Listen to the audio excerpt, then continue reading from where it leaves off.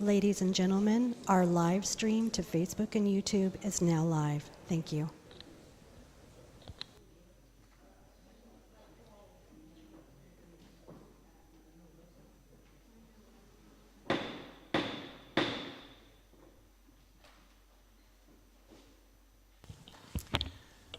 The City of Southport Board of Aldermen and Planning Board Special Joint Meeting, March 24th, 2022, is now called to order. Welcome everyone here tonight, and thank you for being here, and for those watching at home. For our invocation, I will call on Reverend Alderman Lowe Davis with thoughts and prayers for war-torn Ukraine. Please stand, and this will be followed by the Pledge of Allegiance. Let us pray. Almighty, most loving, most merciful God, please hear our prayer. God be in our heads and in our thinking. God be in our eyes and in our looking. God be in our mouths and in our speaking. God be in our hearts and in our understanding. Amen.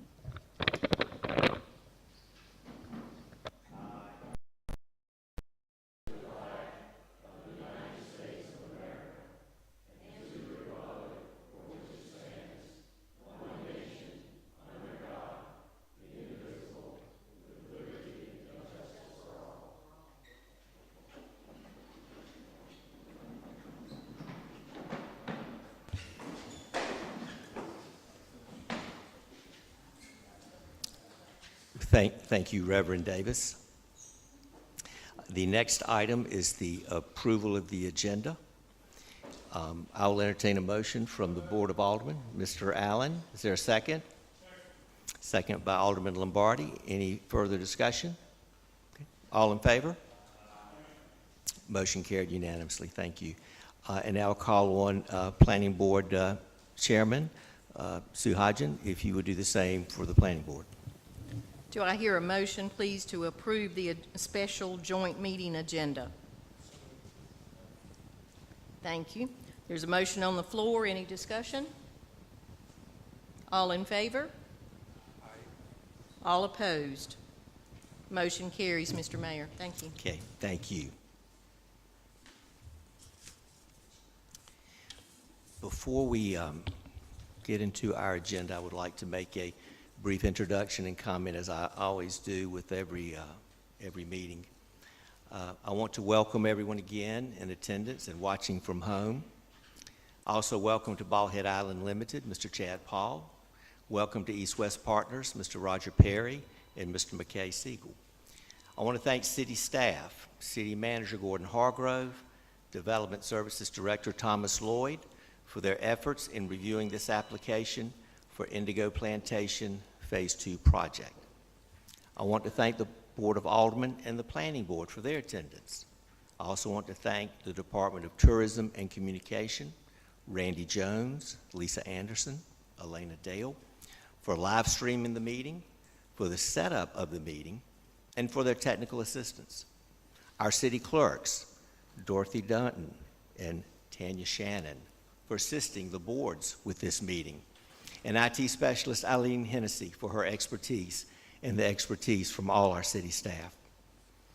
The topic tonight is the formal presentation and submission to the Planning Board by East West Partners and Bald Island Limited, a planned unit development, master development plan, and rezoning application, a PUD and zoning map amendment of 346 acres with plans for city annexation. This is the largest and most impactful development project that Southport has seen since the first 100 lots in 1792. The land is primarily in the extraterritorial jurisdiction outside the city limits and is zoned R20. There's a part of the project that is in the city, closer to the marina, and is zoned PUD. There are concerns: traffic impact, infrastructure, roads, water, sewer, which we are regionalizing with the county, and Brunswick County would be the providers of water and sewer. schools, hospital, environmental issues, quality of life, our quaint village atmosphere, and public health. On zoning map amendment application, page 31 in your agenda packet, and I quote, "Please describe the changing conditions in the area of the city of Southport that makes the proposed amendment necessary to the promotion of the public health, safety, and general welfare." Public health is an important part of municipal government, and this is an important aspect of this project. And from page 30 of the application, again I quote, "The Planning Board and the Board of Aldermen may consider the following when deciding: impact on neighbors and neighborhood, traffic, environment, utilities, suitability of land, and harmony within the area, schools, economic impact, tax base increase, spot zoning created, road capacity, adequate infrastructure, community opinion, property values, consistency with the land use plan, future land use map, jobs, public services, buffering requirements, environmental impact, site limitations, and consistency with plans and prior decisions." There's a technical review committee by city staff, traffic impact analysis study, infrastructure impact analysis study. Both of these were funded in collaboration with the developer and the city.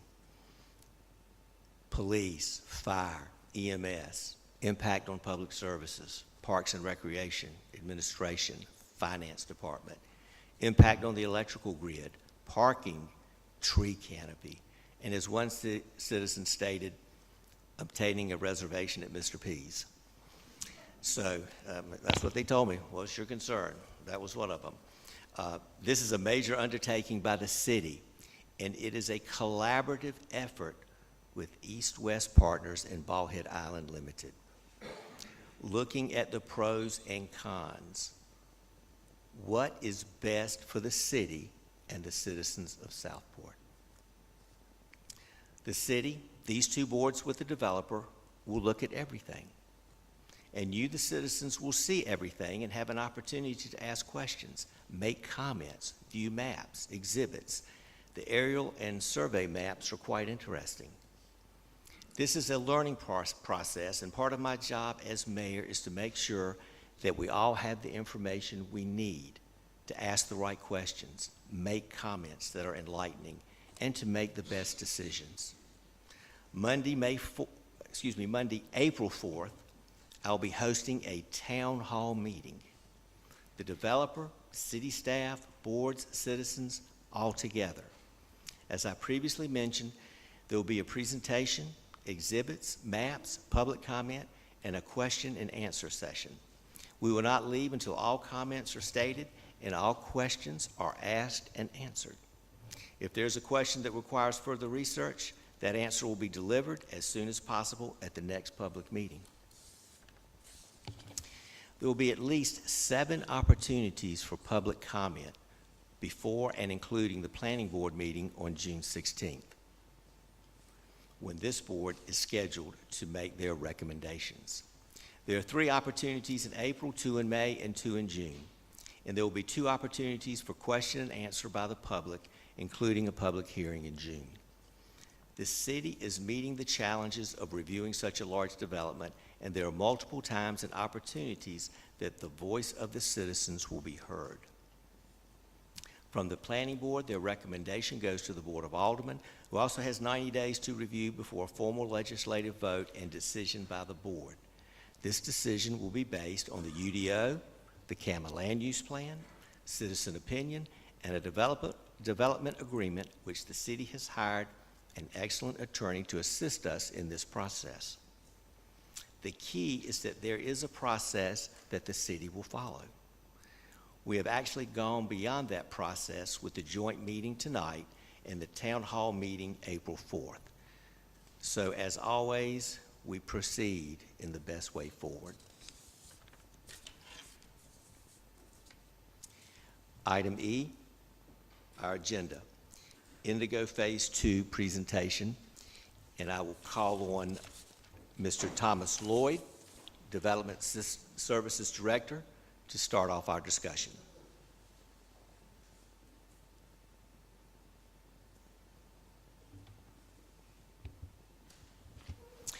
And I know you know this, Mr. Lloyd, but for anyone who is speaking, make sure that your microphone is on and that you speak closely into the microphone. So thank you.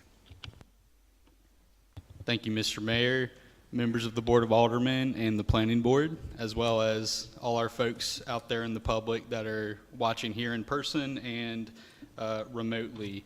So what I wanted to do first was just kind of talk about some of the procedural aspects of this application, just so we're all on the same page with this. So as the mayor said, in partnership with Bald Head Limited, East West Partners has submitted a plan unit development master development plan, as well as a rezoning application. And that application would rezone 346.57 acres of undeveloped property adjacent to the Smithville Woods neighborhood, Cades Cove neighborhood, and Indigo Plantation neighborhood from R20 to plan unit development. A small portion of that property is within our corporate limits, as the mayor explained, the area that's there close to the marina at Indigo, and the rest of it is in the extraterritorial jurisdiction. Even with that being the case, it's all within our zoning district, so it is still within our control when it comes to our planning and development regulations. The developer does intend to annex within the city, and they're also, as the mayor said earlier, planning on having a separate community meeting on April 4th to answer additional questions. So from a procedural standpoint, the definition of a plan unit development is planned and developed as an integral unit in a single development operation or a program series of development operations and according to an approved master development plan. So the site plan that the Planning Board and the Board of Aldermen have received is that master development plan. All PUDs require an amendment to the city's zoning map and master development plan approval, and then it's followed by a major subdivision approval process.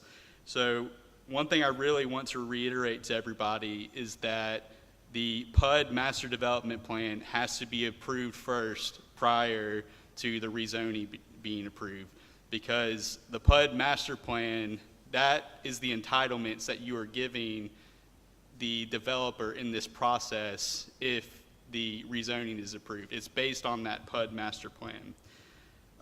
We had some situations in the past where we did not have that procedure right, and I wanted to make sure that everybody was aware that that has been corrected. In terms of the minimum amount of land that is required for a plan unit development district, it is 9 acres of net buildable area within the city, or 25 acres of net buildable area within the ETJ. So with the development being the size that it is, it obviously meets that criteria. So the rezoning application has to be submitted concurrently with the PUD master development plan, and we have received both of those.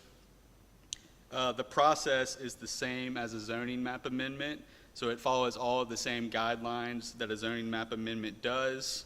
As the mayor said, the planning board has 90 days to provide an advisory recommendation on the PUD master development plan and the rezoning application, and they would have to submit that recommendation to the Board of Aldermen. As I said earlier, in terms of timing, the master development plan has to be reviewed first, and a recommendation has to be given first on that prior to the zoning map amendment. Because if that is approved, it provides the framework for the development within the PUD.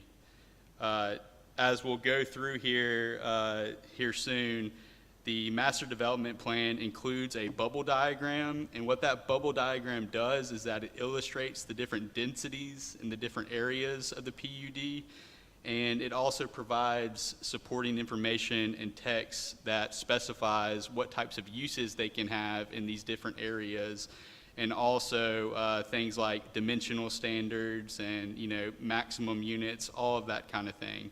So all of that is approved concurrently with the application during this process. It can also feature things like parking, landscape design, and streetscapes. It's required in our ordinance for it to be prepared by and sealed by a licensed land surveyor, engineer, or landscape architect. And in this case, a licensed landscape architect has sealed this plan. So the planning board does have 90 days, and just to be clear, this means that the recommendation by the planning board will need to be made no later than the June 16th planning board meeting. And, that'll be their time to advise and comment on it and to define whether it's consistent with the comprehensive plan. They'll have to have a statement of consistency and a recommendation statement to the Board of Aldermen at that meeting. So just to be clear, these decisions are legislative decisions.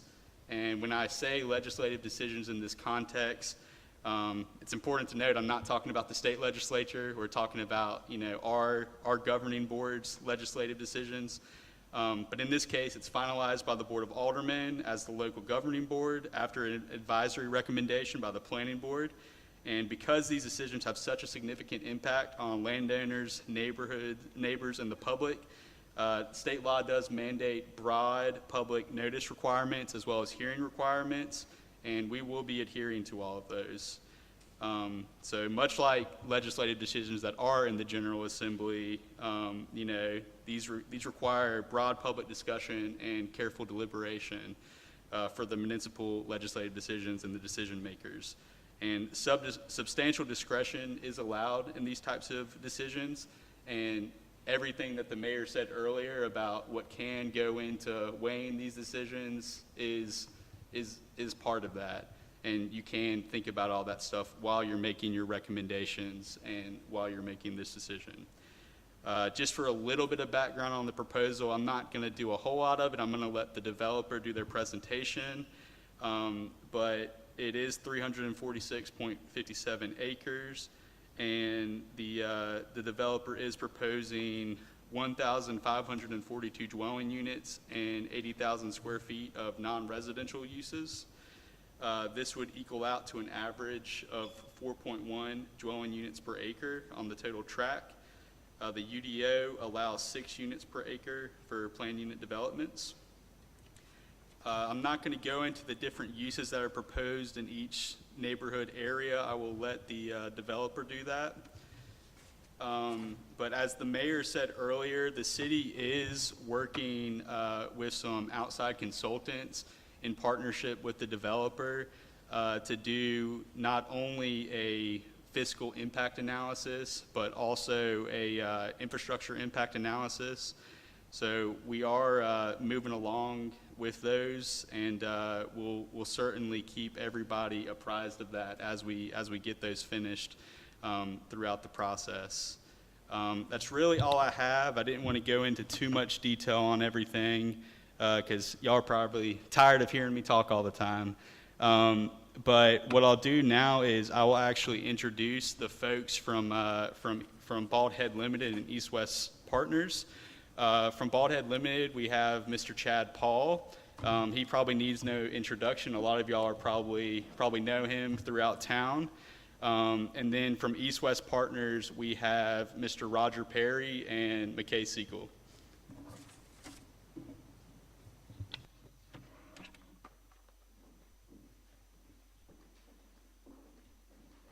Thank you, Mr. Lloyd. That was an excellent summary and presentation. And welcome, gentlemen.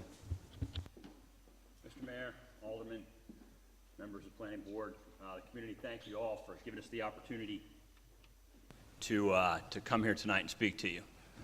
First of all, as it relates to April 4th, the mayor is a Carolina grad. If Carolina makes the finals on April 4th, even though we'll stay until you're all done, we'll put this on the game at about 9 o'clock. So we did not pick April 4th. That was the mayor that chose April 4th. So we'll put that on record. A couple of things. So I go back to the original Indigo. So my father is on all of the deeds on every single home in Indigo. In 1986 and 87, I dug the footers by hand for the gate area where the fence is right now, where the community has just replanted stuff there. So there's a lot of legacy, not just for the Mitchells, but for me personally as well. Like a lot of times you'll see the state port pilot, 35 years ago, Chuck Paul did something relative to the elementary school. So there's a lot of history, not just from Mars. I want to start with just kind of why now? Why after 40 years? Why are we here? Why today? Why not 10 years ago? Why not 20 years ago? A couple other things to make sure that the narrative is correct. 1792, the 100 lots, that was that one. The second most important was Indigo Phase 1. That was the second biggest development residential in the city's history. The biggest commercial development in the city's history is Deep Point Marina. In all of that stuff with the Mitchells and my father, it has to be a collaborative effort. We know what the community can handle and what it can't. We're not here, it's not a positional bargaining. We're here to get all the input that you guys have. This is not something we're going to just say, hey, this is our way or the highway. We want this to be a process where everybody has a voice to say, look, have you thought about this? Do you have that good idea figured out? And we want to address that and bring that together. In terms of the Mitchells, part of why now, Mr. Mitchell died 7 years ago. At the time, it was one of the largest estates in the country. It's still open. We're still working through it. From a historical perspective, the Mitchell family has been the largest taxpayer, private taxpayer in the city for 35 years. It's one of the largest employers of city personnel with the legacy businesses that we have in the community here in Southport, as well on Bald Head. It's one of the largest employers in the county with the legacy businesses on Bald Head and within the community. Why does that matter? Because I would tell you, the Mitchells have more financially invested, more operationally invested, more employees invested in the city of Southport than they do on Bald Head Island.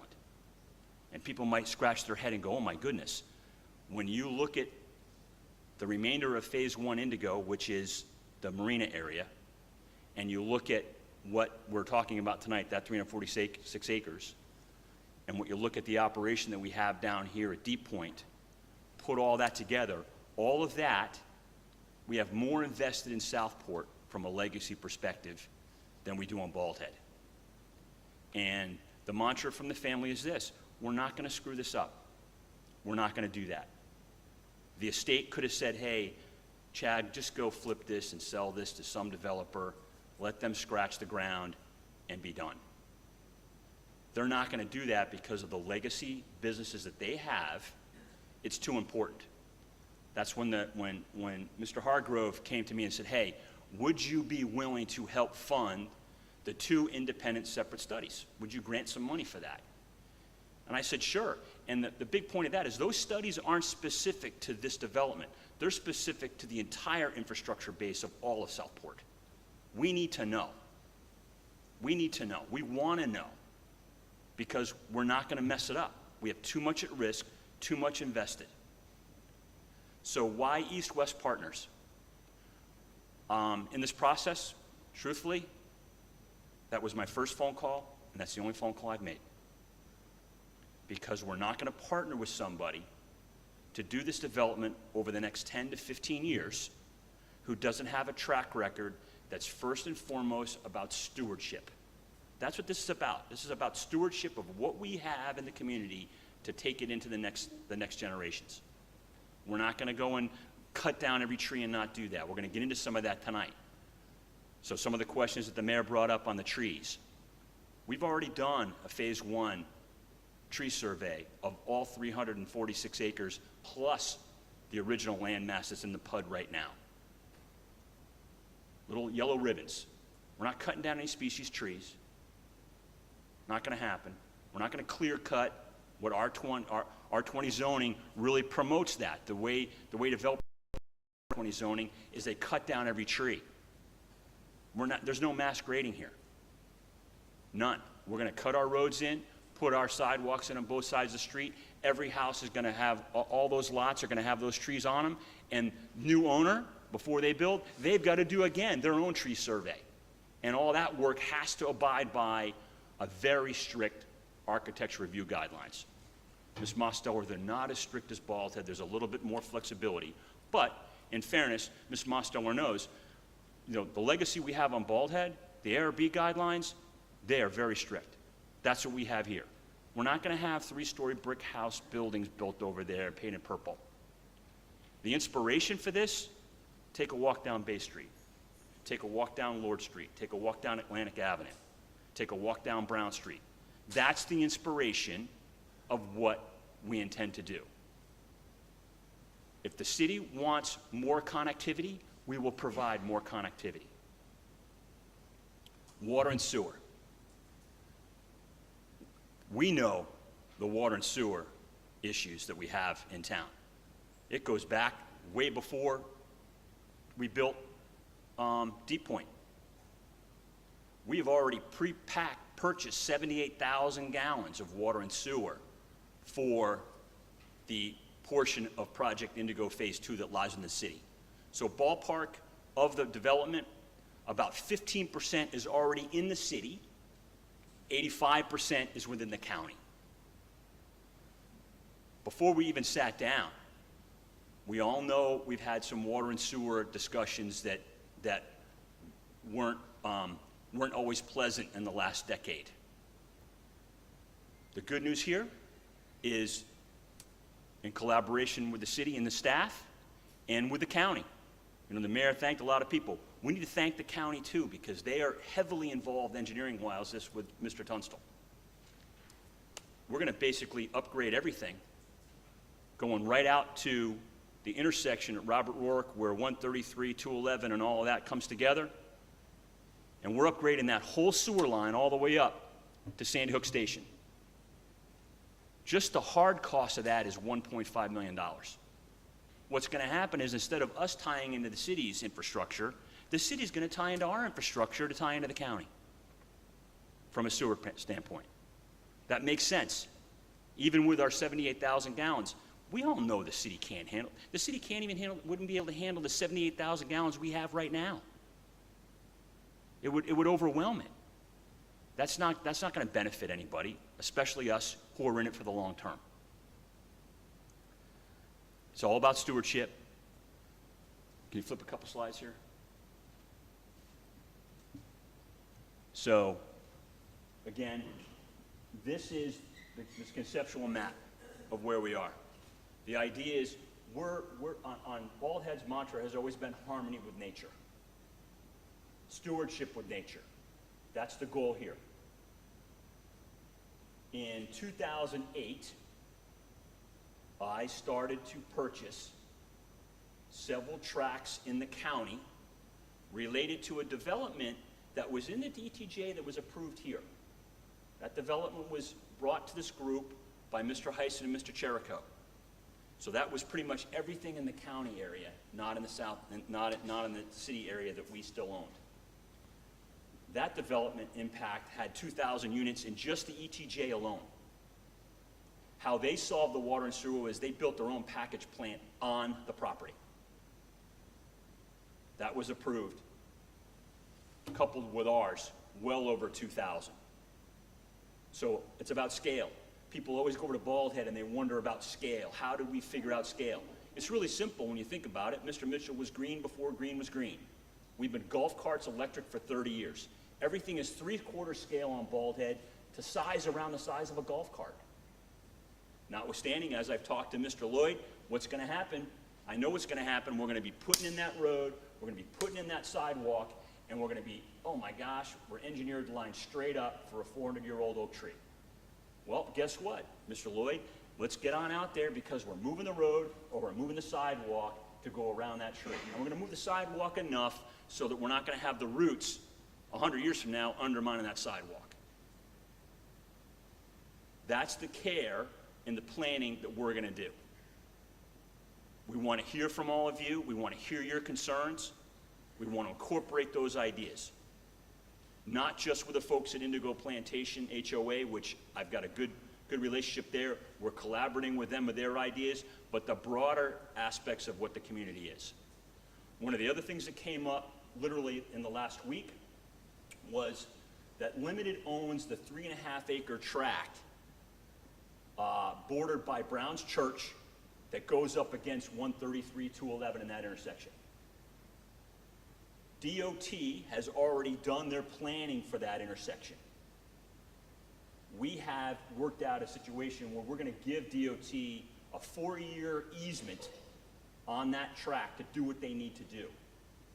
In discussions earlier this week about Project Indigo and how all the traffic and how we deal with that with the traffic impact analysis, what we're going to do with Mr. Perry has agreed that we can bring that tract in to this process. If the mayor and if planning wants that and staff thinks that's a good idea, we will bring that tract into the discussion to help solve problems or solve issues.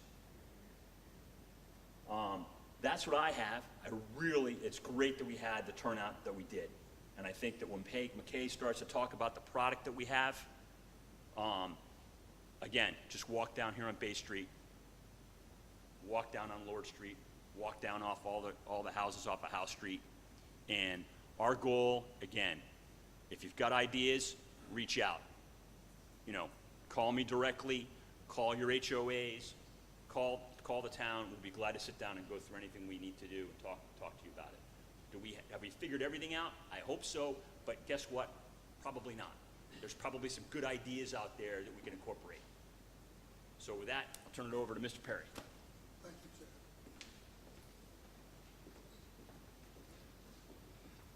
you, Chad. Good evening. My name is Roger Perry.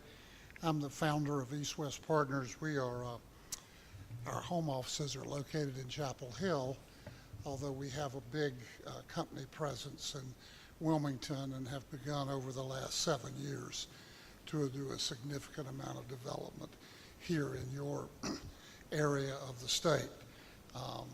Thank you, Mr. Mayor and members of the Board of Aldermen and the Planning Commission for having us here and giving us this opportunity to interact with you tonight. As Chad said, thank you all for turning out and being here. You obviously care about your city and your community, and we understand that, and we are here to try and come together with you and the rest of your citizens to figure out what the best possible use of this property is in terms of maximizing its ability, as the mayor said in his introduction, to the social health and economic well-being of this community. And that for 50 years, I will have been in the business. I probably look like I might have been in the business 80 years, but I've been in the business 50 years as of this September. And I think that all of the neighborhoods and communities that we have built, that I can candidly and honestly say, I think if you went to all the folks who live in them and live around them now, you would find that the level of satisfaction about our communities is extraordinarily high, and that they have been a positive addition to those communities. And that's what our objective and our goal is here. The chance for us to partner with the Bald Head Island Company, which has been such a great citizen and a great steward to this community.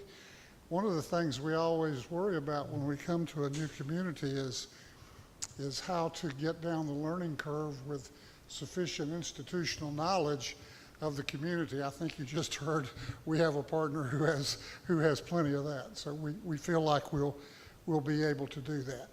If you will for a minute concede that this property is going to be developed in some fashion or form or other, the question then becomes, as I mentioned just a minute ago, what is the best possible way to do that to enhance the quality of life of this city? And that's what we want to work with you on. We have a long history of doing neighborhoods and communities like this, Perhaps the best corollary is a community that we did about 20 years ago, started about 20 years ago, finished it about 10, 15 years ago, called Metamont in Chapel Hill. It's almost exactly the same size as this parcel. It had similar type characteristics in that it had development all around it. It was kind of what's called an infill site where development had occurred all around it, and it was time to figure out how to develop it. We worked very collaboratively with the town of Chapel Hill for a number of years to figure that out and then develop what has become, I would suggest to you, one of the eminent living environments in the state of North Carolina. We'd like to invite you to come to Chapel Hill as our guests and let us show you not only Metamont, but 3 or 4 other similar type mixed-use communities that we have developed there. We encourage you to call local officials in Chapel Hill and in Durham and in Raleigh and in Cary and ask them about their experience with us as developers over the last 4 decades. We would welcome you to do that, and we would welcome you to come to Chapel Hill. Just give us a call and let us know, and we'll be glad to host you and show you around. We have a fact sheet that I think was out on the front desk that many of you picked up. On that fact sheet is my name, McKay Siegel, my partner's name, and our phone numbers and our email address. The phone number to me is a direct number directly to my desk. Please call me when you got a question, when you got an idea, when you got a thought, when you got a complaint, when you got a worry, when you got a concern. We want to be collaborative. We want to be a part of the fabric of Southport for decades to come. We know we cannot do that and achieve that unless we build a community that you are proud of and think has enhanced this wonderful, extraordinary city, which has been here for so very long, has character and charm that is almost unrepeatable. We want to make sure that we become a positive impact as well. This is a very special piece of property. As Chad mentioned to you, the Mitchell family is at a point in their family history where they're going to liquidate and have someone develop this property.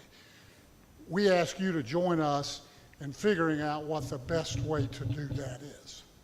I'm going to turn it over now to McKay Siegel, my partner, lives in Wilmington. He's been in charge of a recent project we just finished in Wilmington, which was a public-private partnership with the city of Wilmington called River Place. We tore down an old parking deck on the river, built a new one, built condominium towers, apartment towers, and retail. Very successful. I think if you call Mayor Sappho in Wilmington and say, were we good partners with the city of Wilmington, and did we do a community and a project that they think has enhanced their community, I'll stand by whatever he says. I think he'll give us good marks. Let me turn it over to McKay to kind of walk you through the details, and then Chad and McKay and John Tunstall, who's back there, who is many of you probably know, is one of the eminent engineers in Brunswick County and this whole area, and knows how to get us the plans necessary to make sure that this project and this property is sensitively developed.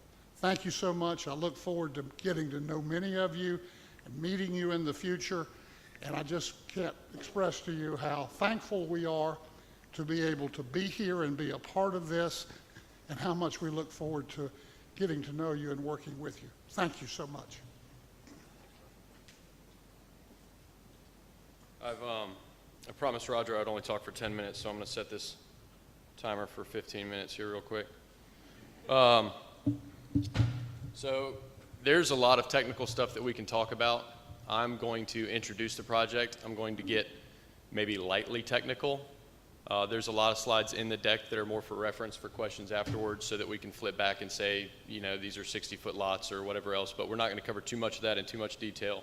Really want to start here with the 50,000-foot view and kind of bring us into where we are now as far as planning, as far as design, answer the questions that you guys may have had after kind of giving those plans a preliminary review over the last couple of weeks or since we turned in the project, and start to walk you through sort of how we've done this when I get back to it. All right, so Chad touched on the big idea, right? So this site was brought to us, which is an incredibly exciting site, and we go, okay, what do we have here, right? So we've got a beautiful marina, we've got incredible open space, we've got the legacy of Southport, right? So we've got kind of this quaint, very unique character of Southport, and those are the things that come with the site. And then from that, we go, okay, we have this, what do we do with it, right? And this, the big idea, this is the first sketch that came out on paper. This is the first thing where we started to kind of throw things down. This is where you really start to get excited about planning the site.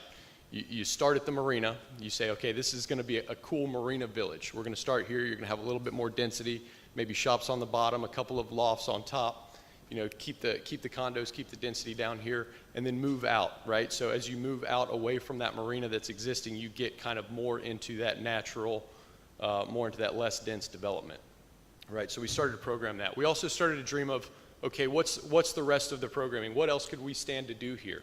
You know, would a marina restaurant be really cool kind of down here? What can we do with these boat slips? Can we have some part-time slips? You know, what's the relationship? Is there any need for office? Is there any need for more retail than that? You know, one of the things that came to our attention pretty early on was the need for, you know, potentially for the hospital, which I know is a big asset for Southport, the need for them potentially to have somewhere in to grow. So we start to think, okay, is there room for some medical office on this site, some new, you know, talent attracting type of medical office? So we start to kind of put these places on the site, try and think of where they might go, and then respect, again, the natural kind of layout of the site. And then, you know, we kind of take a whack at it. And that's what you've got here. This was actually presented to the city of Southport, I think back in 2020, the first time that we met. This is the exact same slide, right? So, you know, we start to think, okay, how do we make this walkable? How do we make small communities within this plan? How do we put pocket parks into the program? How do we really, you know, how do we walk the walk of respecting nature, of building a good community? How do we program density that people who want to live in a more dense community, who want to have neighbors and be in a very eminently walkable place, and have people who want to be, you know, on a larger lot, maybe a little bit less dense of a neighborhood? How do we make this whole thing a community, right? And we start to kind of walk through that exercise. And that's when we get to the bubble diagram that Thomas was talking about. So this bubble diagram works, and I'm going to use the word heat map, but it's probably not the right word. It works a little bit like a heat map for density. As you're looking at it, think about it like the purple, a little bit more dense. We're probably going to have some condos, maybe some townhomes towards that marina, right, where they make sense. Moving away from that, we're going to move more into the townhomes, into the duplex, where you'll be able to walk imminently to the marina. You know, you'll be able to walk kind of around that bay area. Moving away from that more, we'll get into the single-family products. One of the things that I'm actually really, really excited about here is we have 35-foot lots. They're cottage lots. You know who else has cottage lots? Southport. It's a really big part of a walkable community. And we're able to do some really cool things with those architecturally and from a community standpoint. And then moving even further into that, as you get closer towards the wetlands areas, which we'll address in a little bit, moving further towards that, you have 60, 70, 80, 90-foot lots that are a little bit less dense.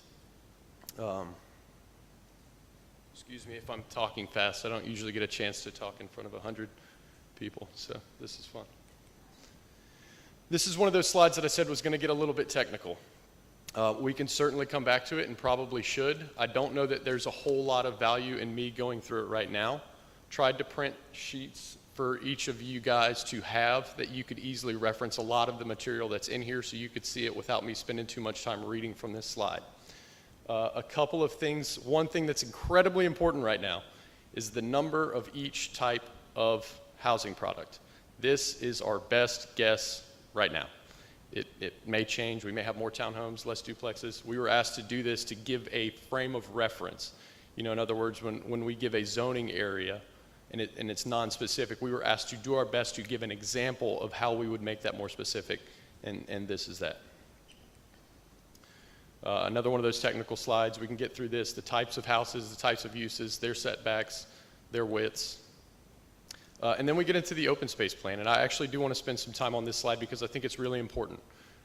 We have kind of two different open spaces here. One is a programmed open space, which you would think of as your parks, your walking trails, your major amenities, and then we also have wetlands. There's a lot of wetlands on the site, and we're doing a lot to respect those wetlands.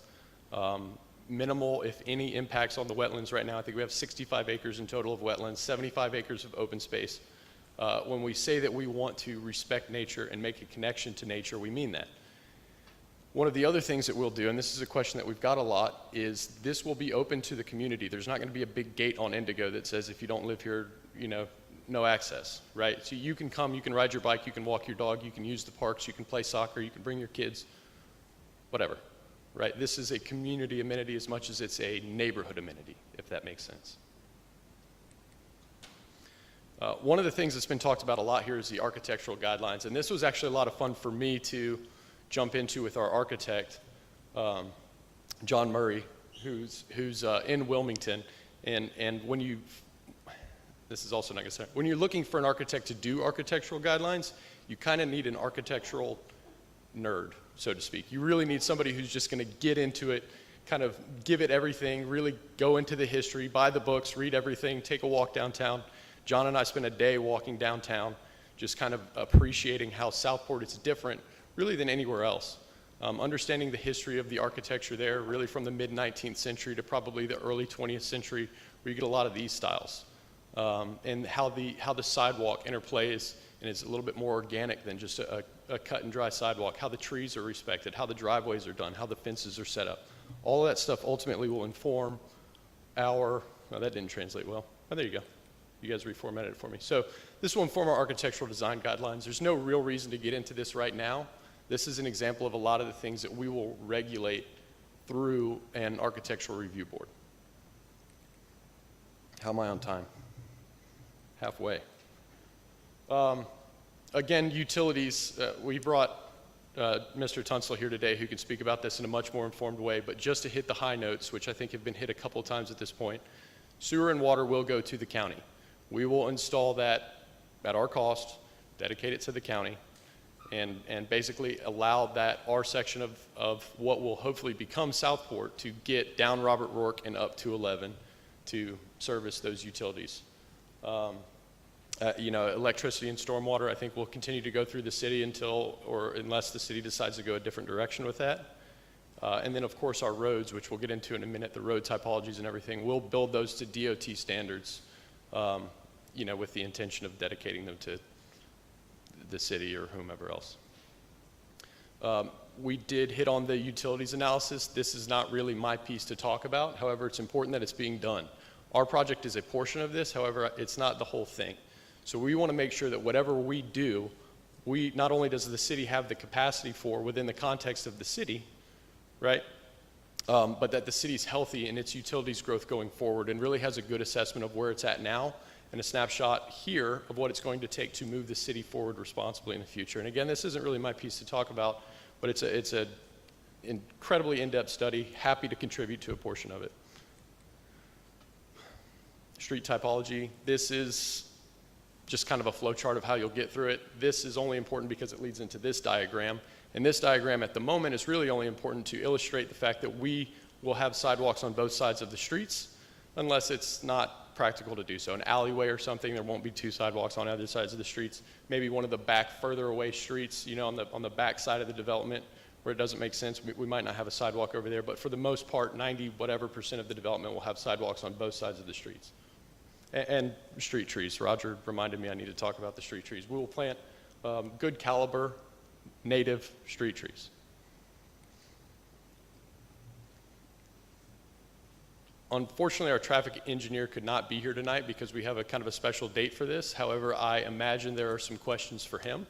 I'm going to walk us through the very, very high level of this traffic impact analysis as best as I can and kind of give you guys an overview of this diagram. This diagram, everything that's in black is existing. Everything that's highlighted in red or is red is proposed for our development, if that makes sense. So you'll see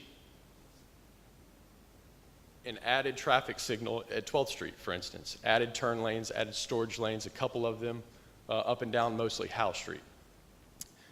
This traffic impact analysis was presupposed to be in the year 2040. In other words, if Southport continues to grow at the rate that it did, advance that to 2040 and add our project on top of it and see what the traffic requirements would be.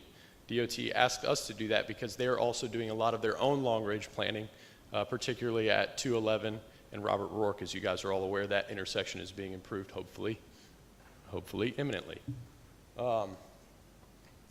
One of the other things that we'll do, and it's just worth touching on, is we will provide a huge connectivity which will serve as more or less a bypass of the traffic going to Howe Street. We'll provide connectivity from what's ultimately 9th, or really Indigo Plantation, but 9th to Robert Rourke Drive there as well. So anybody who does not have a need to go downtown from the neighborhood will not have to go downtown up Howe Street across the intersection. They'll be able to get to Robert Rourke and provide a circumvention of a lot of that traffic that stacks up on Howe Street at the moment. So I spent a long time reviewing these slides for typos, and I found one right before I came in here, and it's about $90 million worth of a typo.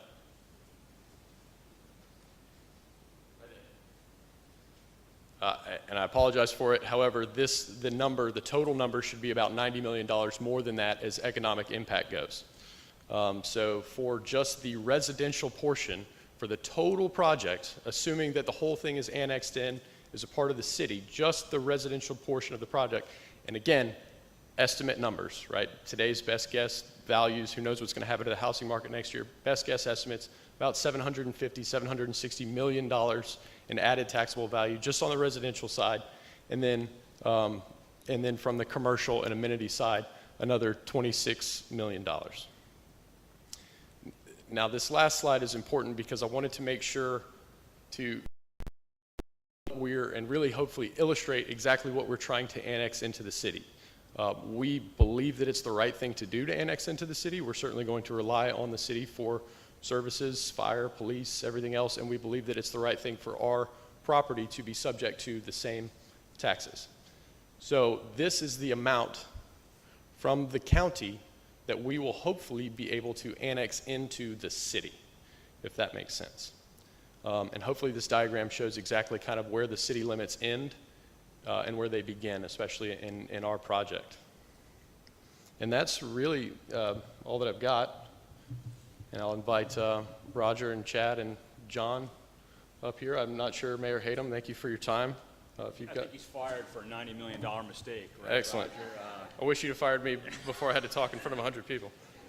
A couple of things about the last slide. McKay was very politically correct.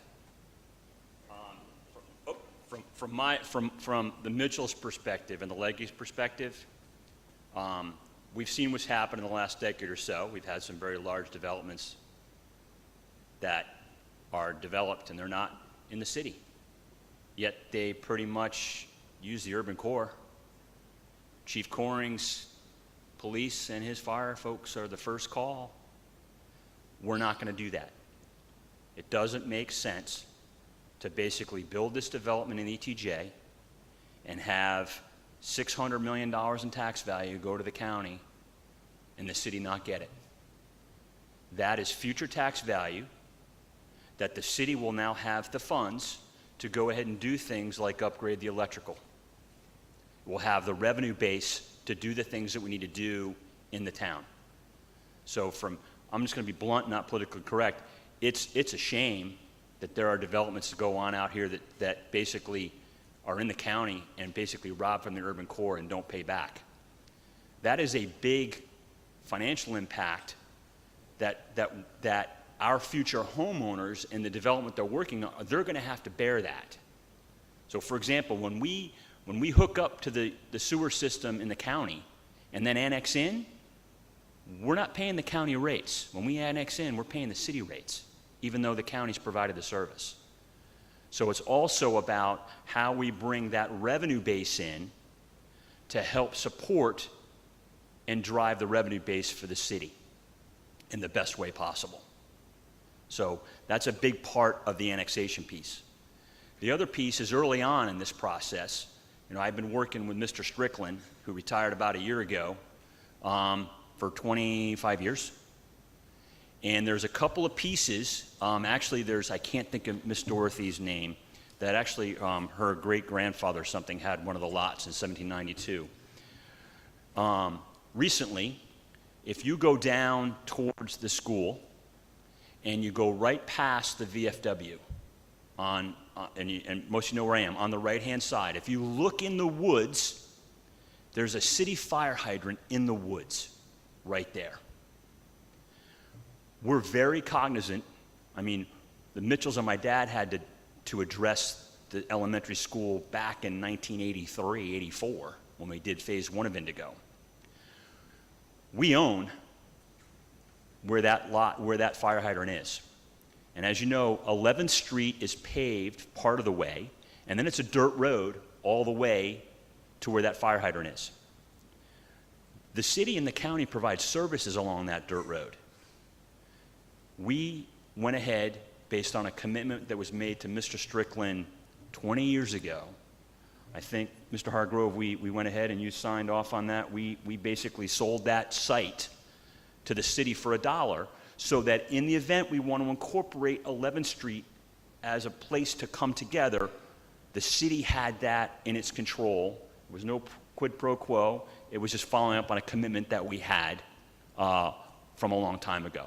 And at the same time, there was one last lift station, I'm not mistaken, Mr. Hargrove or Thomas, that we had on Indigo Plantation Drive, where the city owned the equipment, but the land was never transferred.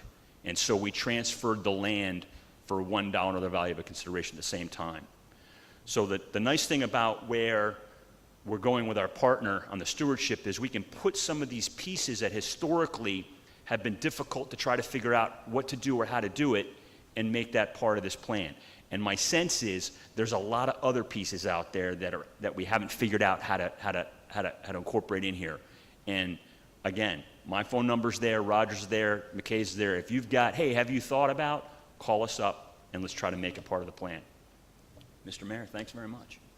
Mayor, may I make one more comment, please? When I was sitting out there in the audience, I heard a snicker when McKay was going over the traffic impact stuff. I want to reiterate what the traffic impact analysis studied and what it recommended.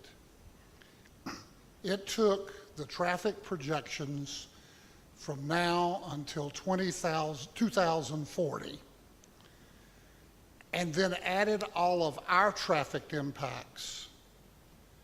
And that's how we came up with the traffic improvements that will have to be made for the traffic that would grow organically to 2040 plus what we will add.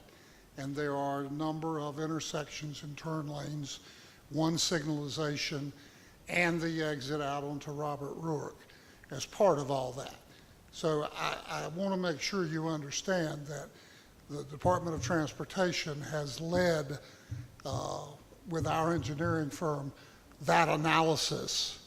And we feel confident, as we have done in all of our communities for the last 50 years, that when you get the collaboration of a highly competent traffic engineer and the Department of Transportation, then your traffic management plan will be effective and work properly to ensure the proper flow of traffic. Mr. Mayor, we're ready to answer questions or hear comments, whatever's.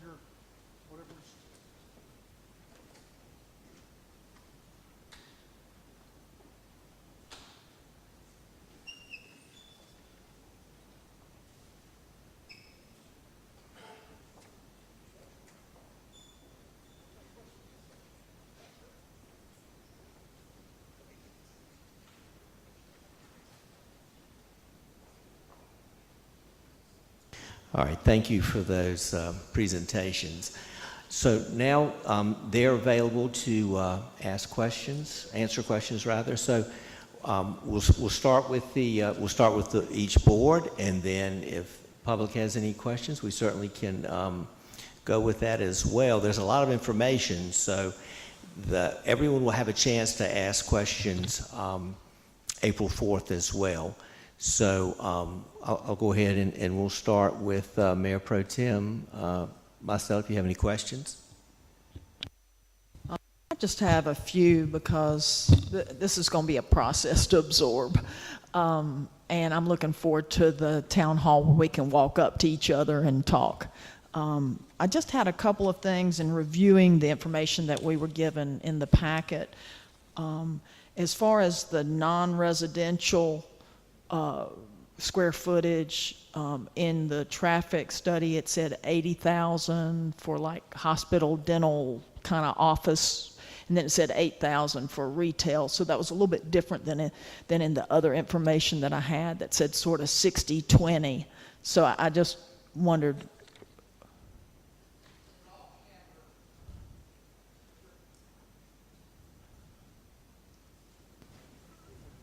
We're assuming around 80,000 feet. We're not sure what the mix of that will be.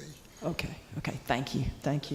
And then I also noticed, and this may be for Mr. Paul, I also noticed that the difference, we've seen the size of the parcel be 375, and y'all are planning on developing more like 347-ish.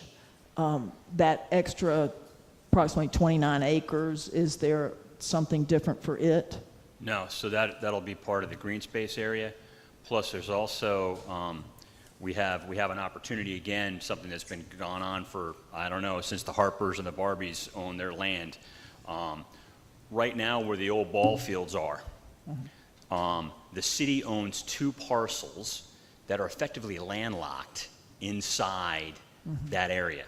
In addition, believe it or not, there's a 0.3 acre perfect square that is owned by a family in Texas that want to hold on to that property because they think Mr. Mitchell's heirs are going to strike oil, and they want to have their piece of their oil business in there. We have always had to provide egress to the city's property and to that piece. What that encompasses to include that family's parcel and all of the land around the ball field that we now lease to the city for its backup for its hurricane plan, for its FEMA plan. The idea is that we will work with the city with that collective 20 acres, call it 7 acres of the city, 13 acres of us, to figure out, hey, do we want to make that a park? Do we want to have a second set of tennis courts or pickleball courts that are a community, a park that we would dedicate to the city, not to just this neighborhood? That's part of that piece, is that 20 acres. And then and this is sort of in the weeds though, but when you foresee this city taking over the roads at whatever time that happens, would y'all envision that included the alleyways?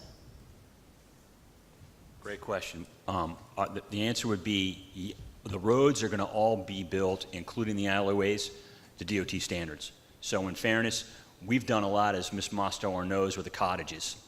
The original cottages, those roads were really not built up to DOT standards, and that community is really hung in a very difficult spot in that road infrastructure to include the alleyways. If you remember, after Florence, we had 10-foot, deep holes there.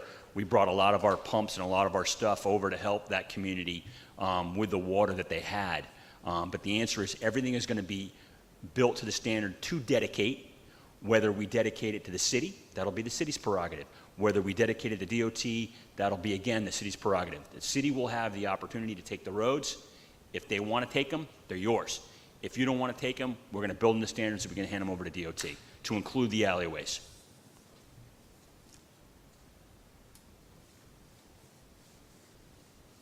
The only other question I noticed in the traffic study, it looked like the intersection of Robert Ruark with 87 and 211 that they're not going to have enough easement for y'all to do that whole plan, so there may be some things that you're going to have to go back to DOT.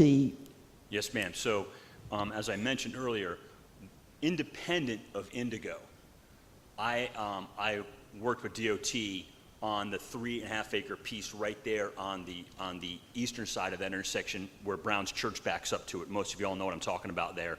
The Lions Club puts their boat there for the raffle every year. That's the site we're talking about. What we've done is we, independently of Indigo, we already worked out an agreement with DOT. In the traffic impact analysis, the TIA, with that was that, hey, look, there's 3.5 acres of property. The DOT has already said they want to do this with it. We've already agreed to them on what portions of that property they're going to take for that intersection as they've designed it, and we're going to give them an easement for 4 years to use it basically as a laydown yard to redo that intersection. What Mr. Perry and McKay and I talked about yesterday was, wait a second, with this TIA, there may be an opportunity to incorporate that site into this to help solve some of that easement problem.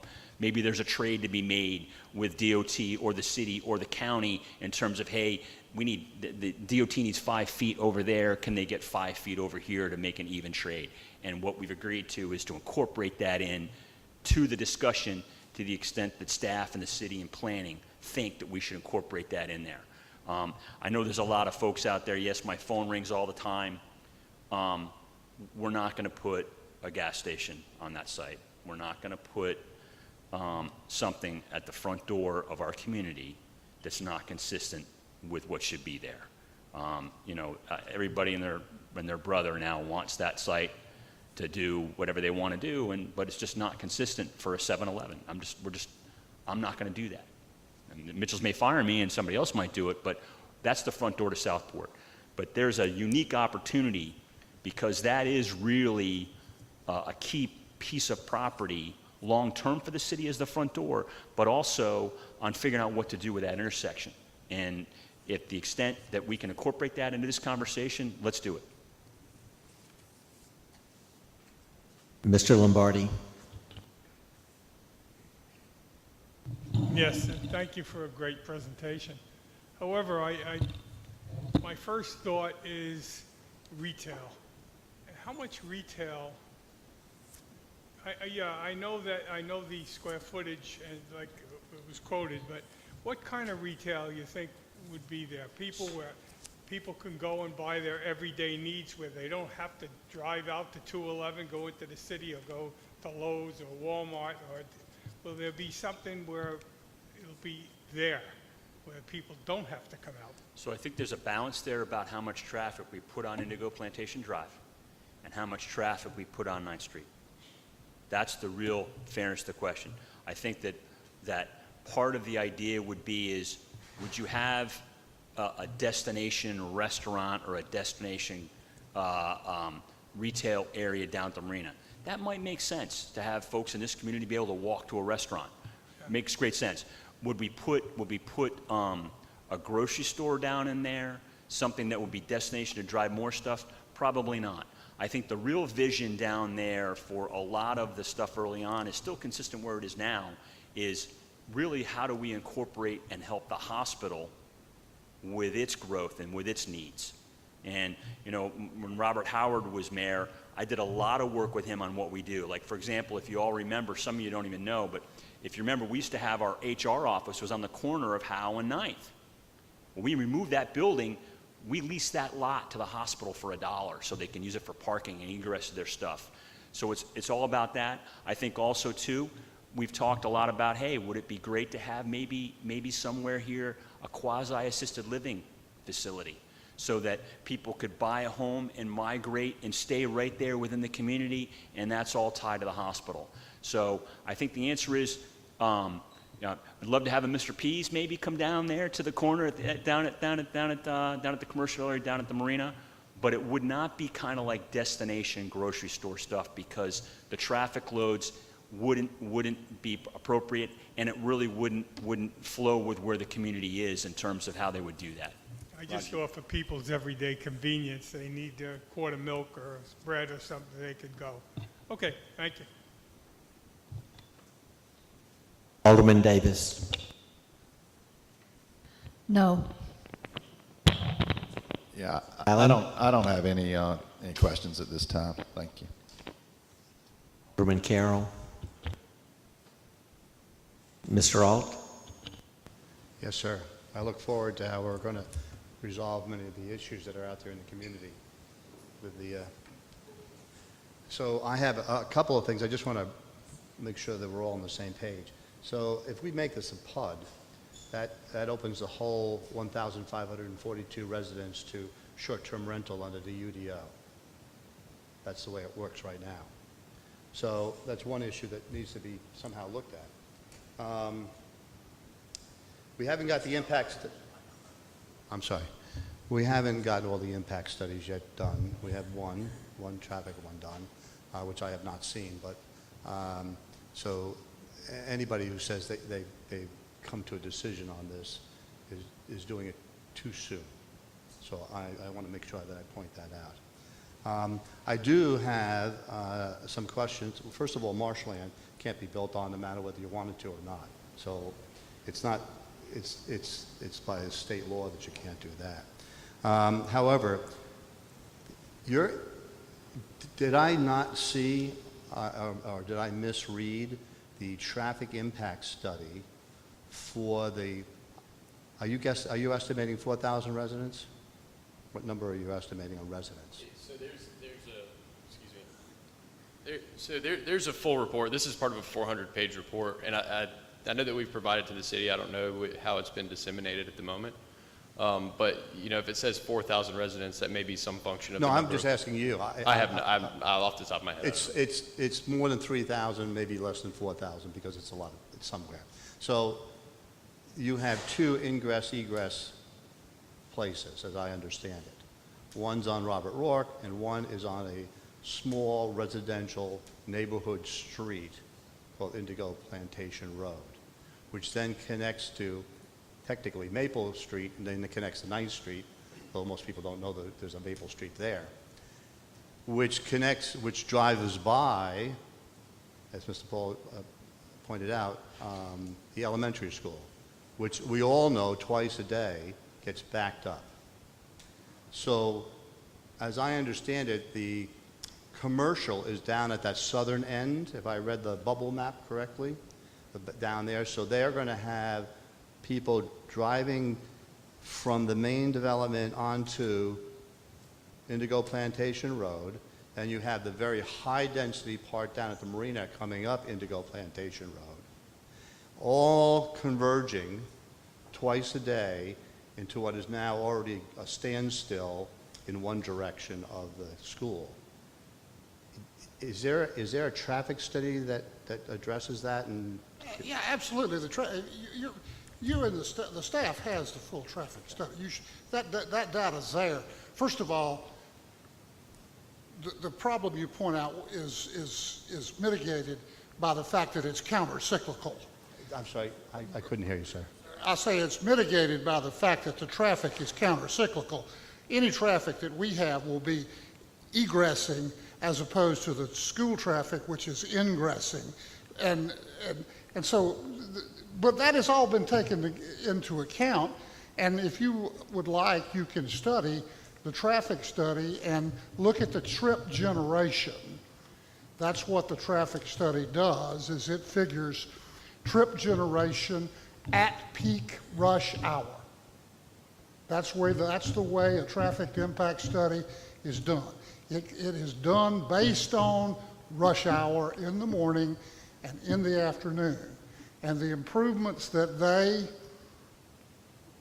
okayed from our study are the ones necessary to manage traffic during those times. First of all, I would suggest to you that in the afternoon, especially, school probably gets out at what, 3 o'clock, 3:30? That's not rush hour. For one thing, that's not rush hour. Well, if I heard the first part of your statement, sir, and I don't want to be argumentative with you, I certainly don't. This is fact-finding, okay? You're telling me people only leave the development, they never come back? Is that what you're telling me? Well, certainly they do. But if you'll read... I don't understand that part. Well, read the study. If you'll read the study, okay. I think it lays it all out and explains it well. I'm not a traffic engineer. Nor am I. Yeah, But I think if you'll read the study, you will find the answers to your questions. And the answer is, in one report, all of that has been considered in the study with the methodology that is accepted within the industry of traffic analysis. So if you'll read it, I think you'll understand how they came up with what they I came look up. forward to it, but up until this point, I just haven't had access to that. So hopefully that'll clear up this issue. Well, it's like But I you know should it's have- an issue with 95% of the people that are sitting here, so it's an issue that is going to require a lot of discussion to make sure that we're all on the same page as to what that impact Well, is. I thought And I you- look forward to that. I look forward to that. I thought you made a great comment a minute ago when you said it's too early to be making a decision because everybody hasn't read all of the information and understood all that. We look forward to everyone getting the kind of knowledge and understanding in order to make an informed decision. And that's all we're after in this process. And I will tell you that we will deed restrict the property. We will deed restrict the property to no short-term rental. That's not an asset to our community. So every home will be, every home site will be deed restricted not to allow short-term rental. That probably means nothing less than 6 months. I look forward to the conversation. The other thing which is neat, and I know that I see the Howarths back here, and I know some other faces. I know Chief Coring's back there. So recall that we have about 15% of the property that's already PUD zoned under the old UDO. One of the things that we did is we delayed our development on purpose, this meeting on purpose, because we were asked to would we subject ourselves to the new UDO? And if the answer was yes, then will you wait? So we did not submit last November, which was our goal. As it relates to the traffic, when we had Indigo as the primary ferry embarkation point there, in the middle of the summer, those cars were parked all the way out, all on the side of the street for weeks. A lot of you can remember those days that were down there. You couldn't even get down Indigo Plantation Drive. So we have a good notion, getting back to Mr. Lombardi's discussion, of what we don't want. And I can tell you, even though we're still zoned for those 4 lots to be 3-story parking decks, we've learned from the past as to what that traffic is. That, frankly, is also why we went ahead and said, look, it's not going to be our decision. We're not going to use this positional bargaining to go ahead and do things like that 1 acre piece or half acre piece right there at the VFW before you get to the school. So if 11th Street becomes a reality as an egress point, we can do that to keep the traffic away from that school and keep the traffic off those Indigo Plantation roads. I mean, there's some people here from Indigo that were there prior to '09, and it was an absolute train wreck disaster in the summer. The other thing about the traffic impact study, again, why are we here today versus 2 months ago? We delayed that study because originally they wanted to do the study in what would be the high season, which was the summer. And we said, no. When it comes to that main drag at that corner, at 9th and Howe, we want school to be in session. We want the school numbers in that impact study. So we delayed that study on purpose because the DOT folks and the engineer were saying, hey, let's do it now. High season's the summer. Yes, high season is summer, but not at that intersection and not at that road and not at that corner. So we delayed it so that the data showed what was going on at the time of days when school was open, because that's what we have to solve for. I am not going to have a call from Chief Coring that says one of our new homeowners of one of our developments ran over some child or is speeding down in front of the elementary school. Not going to happen. Everybody knows my car in Indigo, and I put it right along because I know that the chief is out there making sure. But we're not going to do that. But we delayed that on purpose to address that question about the school and not do it in the middle of summer. Thank you, sir.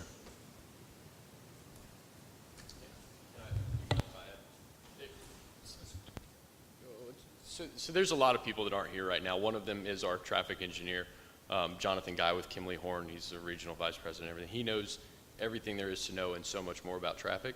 If we can get a lot of those questions and maybe, short of a bullet point list, and all we can do is give you the honest answer, right? If they're pointed or tough, we'll give you the honest answer, and that's what it is. But Jonathan is really the resource for that. So. And he'll be here at the April 4th meeting. Thank you. Chairman Hodgson, would you like to ask your board if they have any questions? Let's start at the other end of the table. I can't see everybody down there with leaning back and forth. So, Fred, thank you. Mr. Fisk? Sure. It sounds like a dream plan, and there's going to be some downfalls, I know. It would be nice to emphasize connectivity, which could just be bike lanes. I know that would have to be in teamwork with the city, but to make Indigo project as much as this part of the city as we can. And then if we could throw in a Trader Joe's. If Trader Joe's would come, we'll take them. That is a great comment. What we hope to create here is a community with its doors open to the outside, to the rest of the city. We don't want to be a closed neighborhood and a closed community. And we want to have the vehicular and pedestrian and non-motorized transportation ability for the people of this city to come in and out of this community in a way that they will enjoy either living in it or living around it. So appreciate that comment very much. And I would say that the primary site developer for Trader Joe's has contacted me about the intersection, the 3.5 acre intersection at 211 and others. Yeah. So the issue boils down to is with DOT, they've tied us up for 4 years there. So we've got them, but they, honest to goodness, the site developer for Trader Joe's, they're out of Virginia, just out of Richmond, and they have reached out about could they figure out how to put a footprint for a Trader Joe's on that 3.5 acres with what's going on. It might be a long shot. It may not be big enough, but we'll see. It'll be interesting to see if he still wants to sell us the piece if Trader Joe's is coming. Yeah. Is that an early April Fool's joke? No, sir. We've had several inquiries about that. Mr. Carroll knows that from a commercial perspective, that's a pretty attractive site, and one of the site developers for Trader Joe's has contacted us, but there really isn't anything we can do with it for 4 years because we've really given DOT a lease for 4 years for a section of that property for a laydown yard.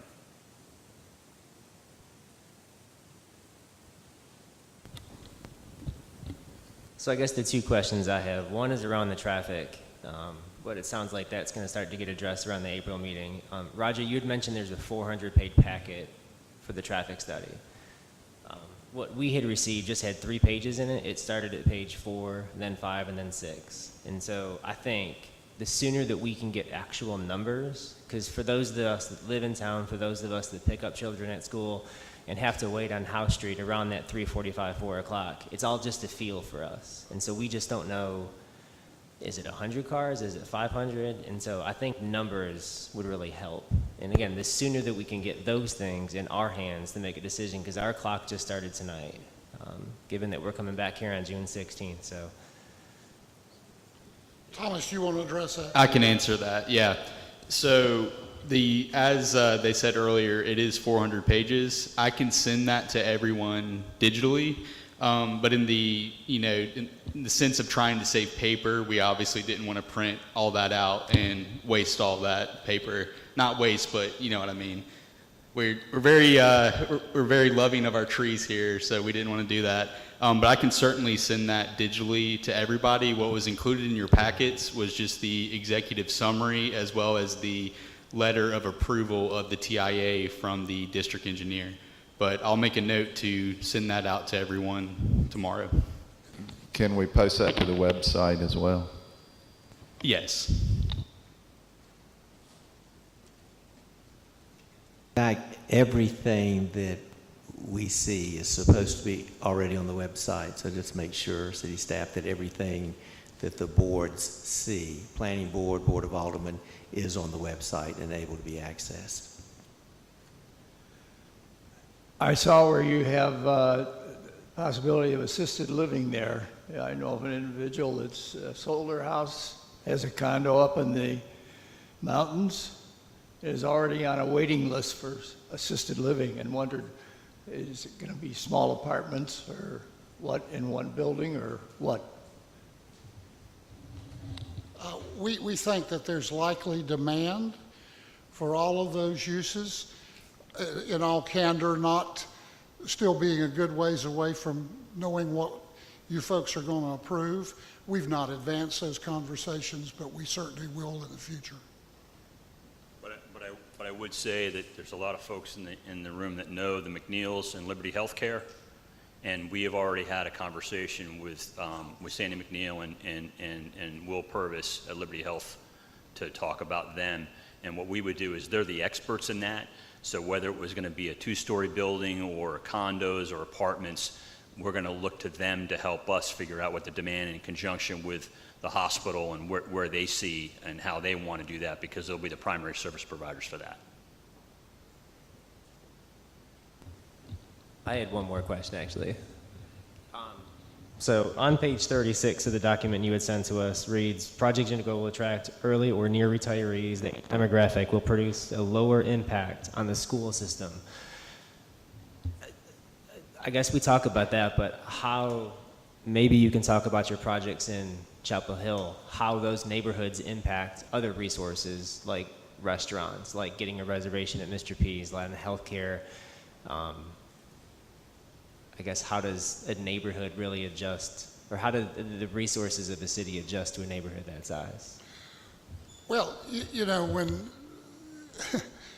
when demand is created, our system of capitalism in this country answers those questions and provides those needs and services. As it relates to schools, the vast majority of the property that we'll develop and the homes we'll develop will be homes without children. They will be pre-retiree, retiree homes. In Meadowmont, for example, the average nuclear family size in the homes in Meadowmont is less than 3.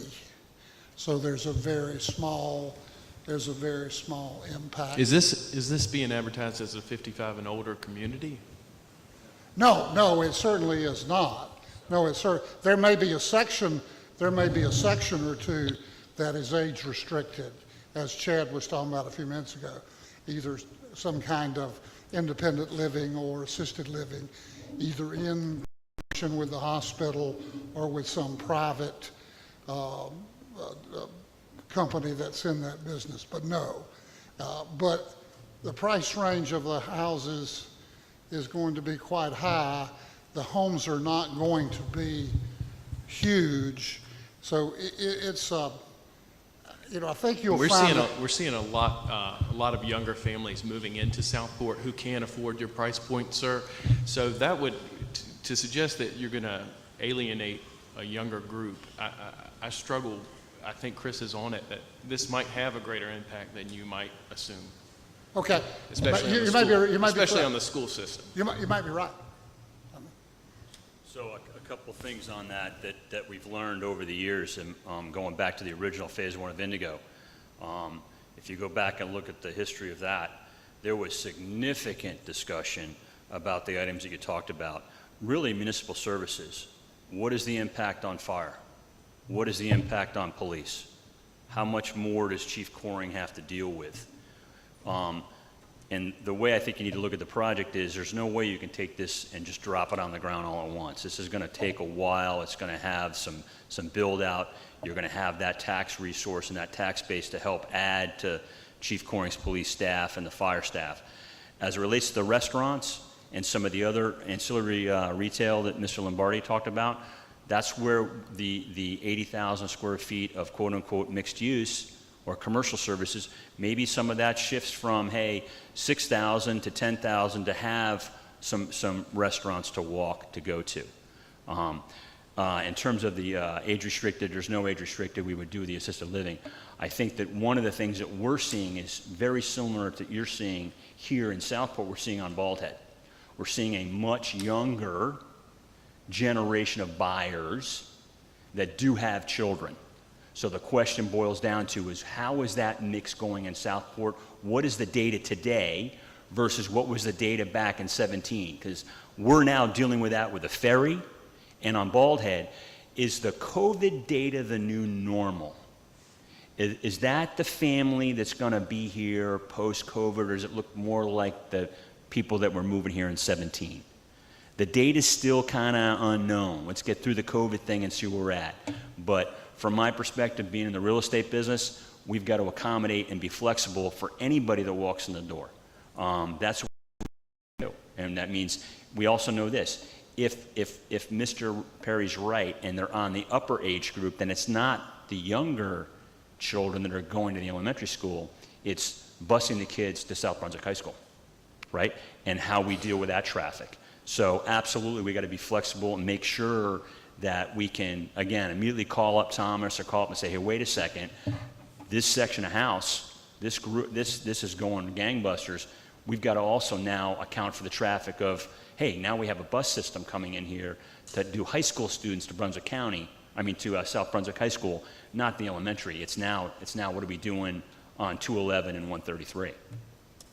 You know, I think another thing to think about, it would be nice, we would like it, if we could all of a sudden get your approval and then, puff, it's there, the community. You got to think about the fact that it's likely going to take us 10 years, plus or minus, a little bit, one way or the other, to develop this. So, you know, it's not going to just appear out of thin air. It's going to be a slow, evolving process as the community develops. So there's time to understand who the market is, who's coming in, what the needs and what the demands are. You know, it's an interesting question when you talk about restaurants and services. I think what you're saying there is, wow, this community is going to create an enormous economic impact on this community, not just property taxes, but in terms of commerce and private enterprise. And I think that's part of a rising tide lifting all boats. So that's, you know, that's good news, I think. But, excuse me, it's your turn. I have one question. In our information, it says that the annexation is conditional upon the approval of the zoning and the PUD proposal. Are y'all going to be open to suggestions of lowering the density in some of the areas? Or is it this is what we want, or, you know, or we're not going to come into the city? You know, we think that our history of development suggests that this kind of density and this kind of product mix and this kind of product type is what creates a really vibrant, energetic, and contributing community. Will we have exactly 1,582 homes and units here? The answer is no. I mean, will it be 1,200? Will it be 1,510? I mean, it will not. The market demand will guide it, but we think that the traffic is mitigated, the traffic is managed at this level.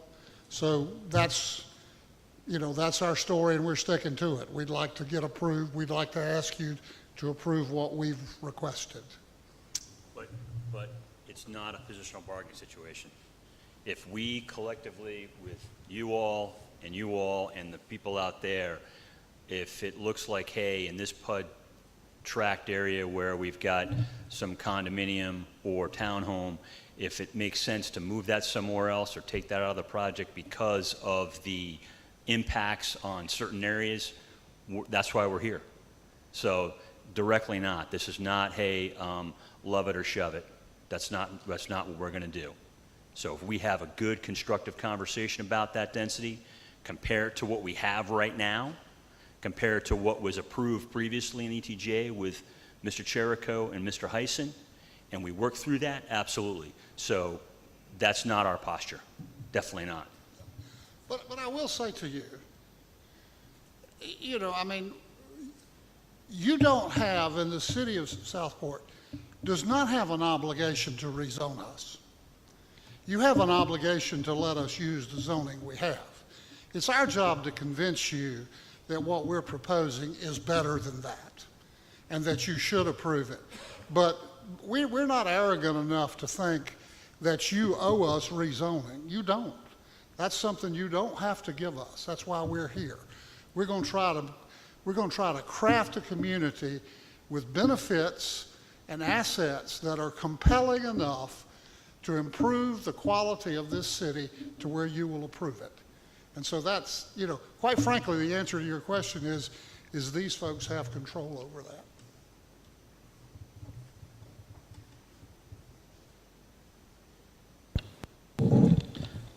Just to confirm, your traffic expert's going to be here on the 4th.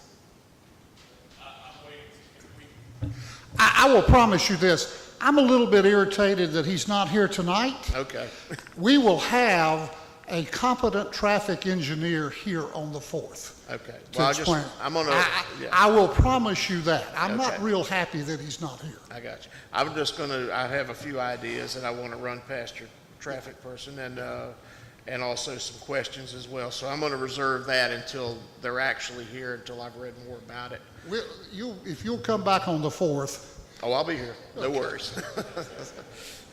So just also too on the traffic impact, I've Ms. Prunty's here from the Indigo Plantation Property Association. I go to their quarterly meetings. I did get some questions about the roads, how those roads and any kind of sheet draining, how that would impact the engineering for water runoff and stormwater. And we have all of that stuff calibrated right. Ms. Prunty's successor is a full-blown engineer, Norm, so he sent a bunch of calculations to make sure we had it right, and all of that will be totally consistent with what the stormwater requirements are with the engineers of the state for the same thing, for the same reason.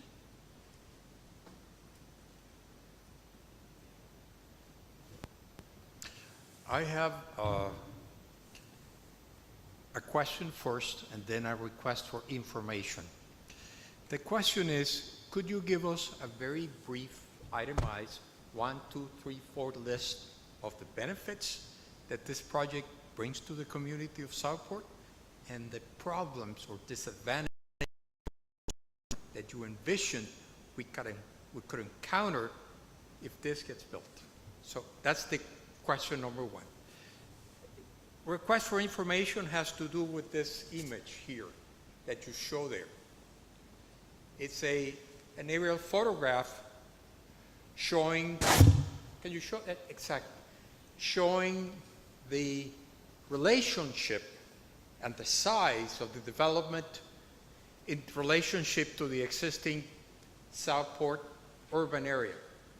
And one of the things that I found very hard to do, though this is my profession, is to mentally connect the bubble diagrams that you have shown us with this urban fabric, with these streets, with this massing of neighborhoods and the central areas of Southport. So I love to see how those housing types that tend to be toward the townhouses and apartments and higher density would compare with Southport, and how those two characters would be connected.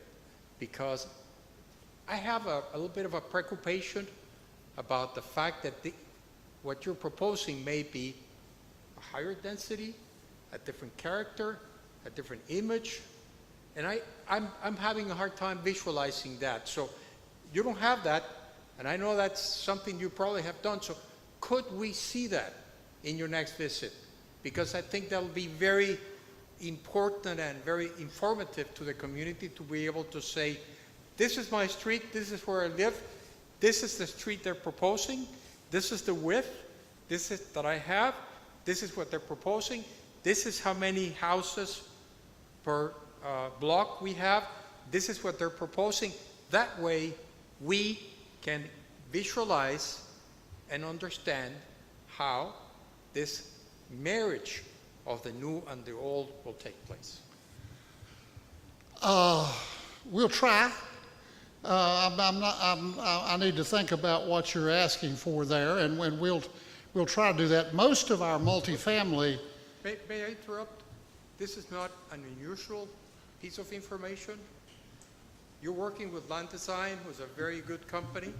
They probably will be more than happy to produce a plethora of information about this. So you may not have it now, but for me, that's a critical piece of information, and probably for everybody in this room.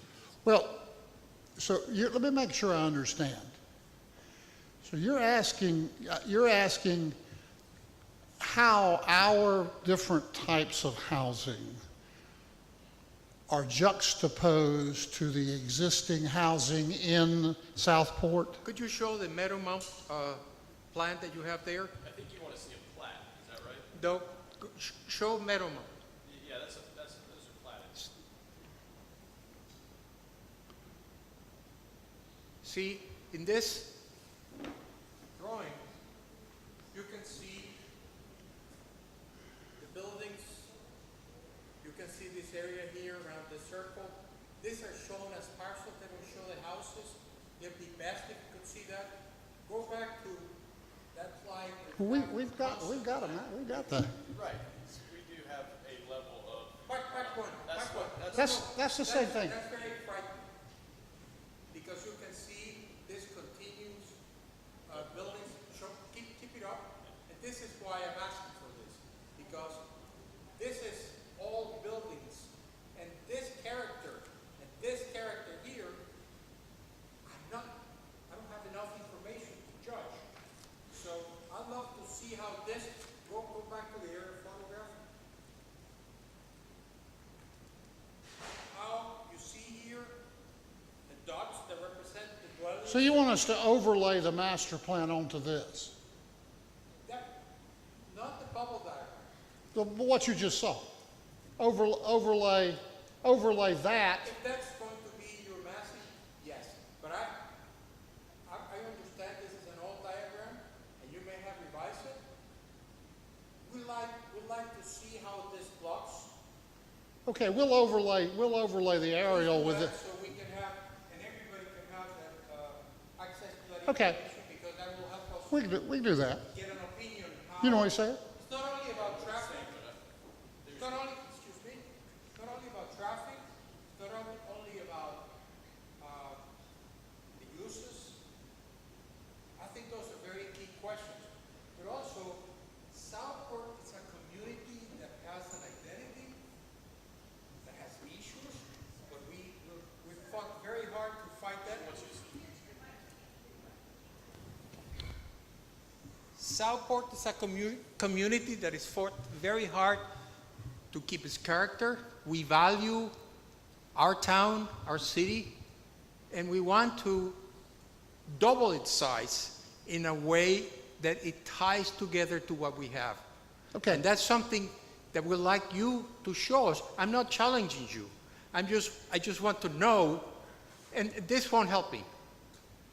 But I think it's what you're talking about character, and that's what this is designed to do. Well, show those back. Okay, I think go back this to is that a master plan. little disingenuous, because Okay, those are homes, those are not townhouses. We're going to take this and overlay this on the area. Perfect, We're going to do that. perfect, that's what I want. You'll see it on the 4th. Fantastic, thank you. Yeah.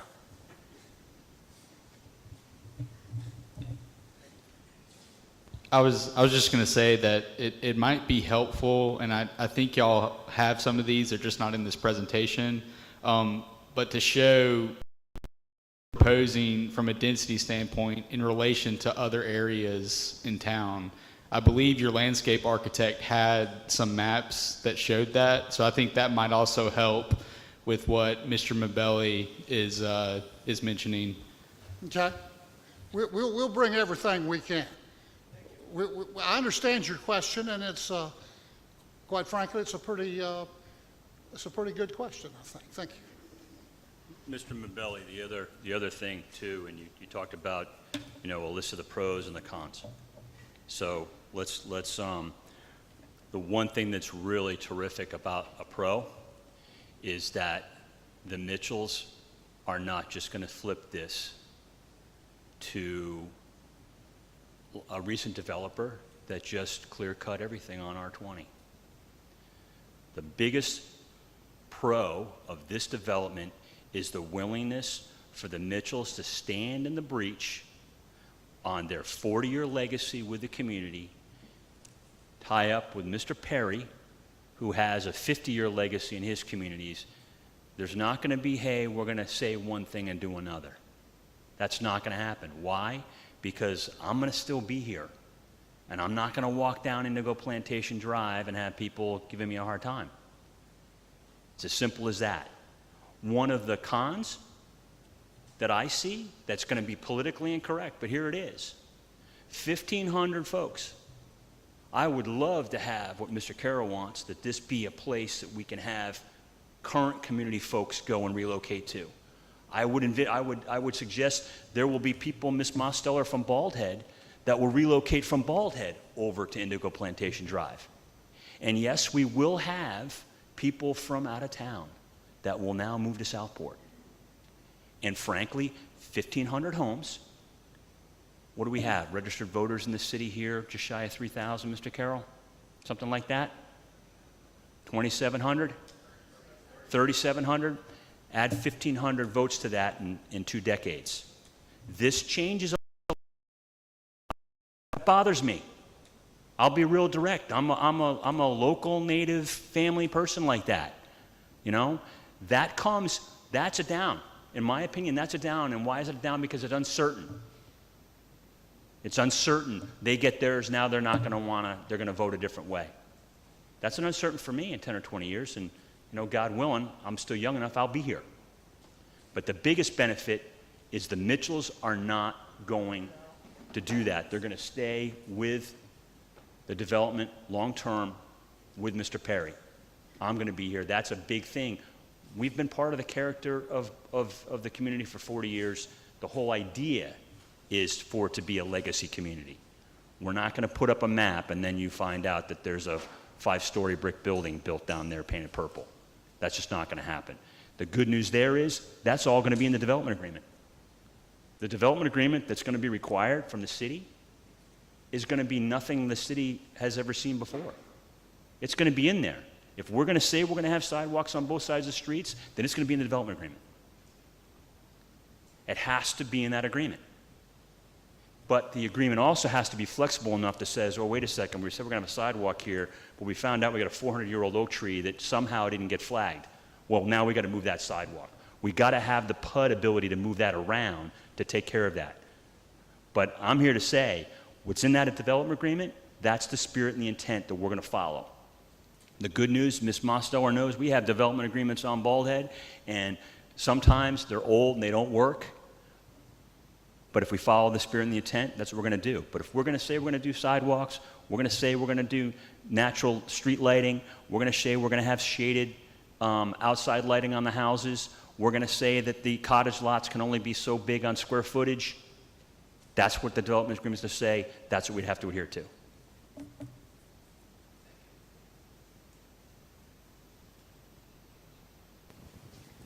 I noticed in the report you've got a 10-year time frame you build out, and you've addressed that already. Can you let us know where you would start?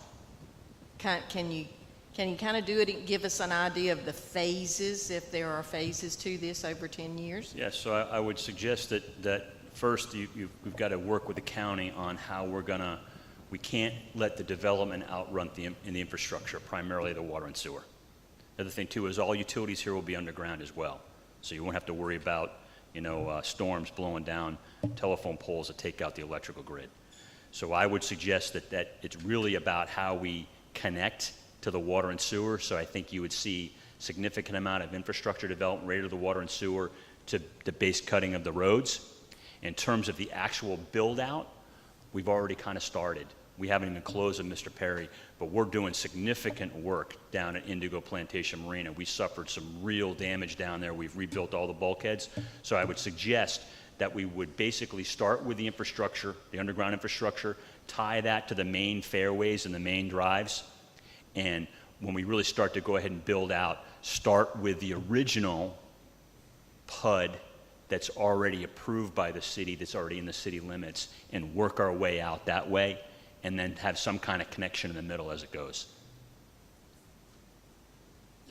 We think that the earliest that anyone could move in, assuming that y'all go through this process in the time frame that you have outlined, we think the earliest anyone could move into this property is 2 to 2.5 years before the first house would be finished. We've done our financial analysis based on selling 125 to 175 homes of one kind or another per year. So, if it's less than that, it'll take longer. If it's more than that, it'll take less. But that's kind of the analysis that we've used for our financial model. And now I want to be sure that I'm understanding this, and that might be something that folks in the audience are wanting to be sure about as well. We've got the summary pages from the DOT analysis that they did. There's a letter in here on page 26 of the packets that we got that it states in here it requires the developer to do the improvements to the traffic, these items that are listed out. So I want to be clear that I'm understanding that correctly. The things that are going to happen on these streets that are mentioned in this analysis, this is on the developer, not the town. Yeah, that's correct. I'm assured that you'll have more than my assurance of that. I suspect Thomas is going to insist that those stipulations be part of any kind of approval that we have. So. You already know we talk a lot in this town about how much things are going to cost and where the money's going to come from. So it is our intention to pay for all of the off-site water and sewer extensions, which I understand will also inure to the benefit of the city. And we're planning to pay for any of the traffic mitigations called for by the study. And that study, now I understand there's a full study that's not been completed yet. Do we know the time frame? No, it is completed. Okay. It is fully completed. That's what Thomas is going to send you. This is the 400-page deal, Thomas? Yes, it's completed. I actually just sent it to all of you from my phone. So y'all are able to access that whenever you're able to. Obviously not during this meeting. Well, and Thomas would not, he was tough on us. He would not let us submit to y'all until we had that. It actually took us a month longer than we had hoped. And Thomas appropriately and the manager appropriately said, nah, you got to have that in before we go. So you have it. Okay.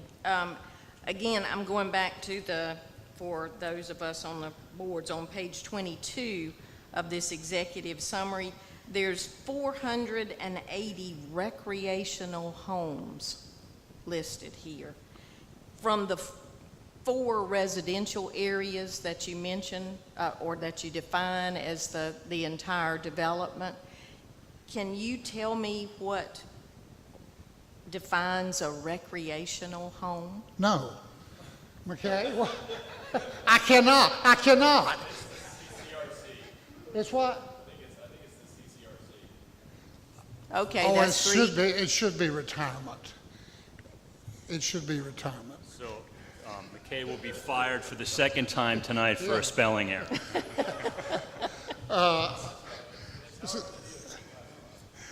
We're hoping, in Metamont, for example, we have a congregate care retirement center there. That's a Okay. combination of independent living and skilled care nursing. We think that probably with St. James having so many people aging in place, Bald Head having so many people aging in place, and generally around the rest of the community, that there may well be a market for that kind of community, within neighborhood within our proper. Yes, sir. And I'll go back to a point that we made here earlier, and Robert spoke to it too, and thank you, Chris, for bringing that up. You know, one of the analysis, I think, and again, this is on page 36 of our packet, it speaks to the typical Southport resident is 45 years old or older and aging. Thank you for that. And that it's going to attract early or near retirees. I want us all to remember one of the things that we've all seen as a result of COVID is that our units are changing in this town. Lots of folks recognized this is a great time to move where we want to live because we can do remote work now. So I would say that that's something that needs to be looked at, that's not totally correct right now. On page 37 of this summary, it says the overwhelming majority of the property under consideration is envisioned as R20 by the current land use plan, roughly 2 homes per acre. That math doesn't match the stats that you've got on page 4 of this packet. You've got, when you define the 4 residential areas, it has greater density than that. So I'd suggest maybe before the 4. No, that's because we're asking to rezone it. It's currently zoned for 20,000-foot lots. We're asking for greater density than that on page 4. Okay. We split it. So the current R20 is 2. The PUD under the new UDO is 6. We're coming in at 4. Okay. Now, and I was paying more attention to those of you speaking than going through the handout here. So is everything that was in this PowerPoint tonight, is it in this handout? It's in this pamphlet so that we can refer exactly back to that. Well, I think the other thing we can do, can we send this, we can send this to Thomas and let him distribute. He can distribute. So that'll be on, He this can is all on the distribute. We'll send website that as to well. Thomas and let him to distribute it electronically to you as well.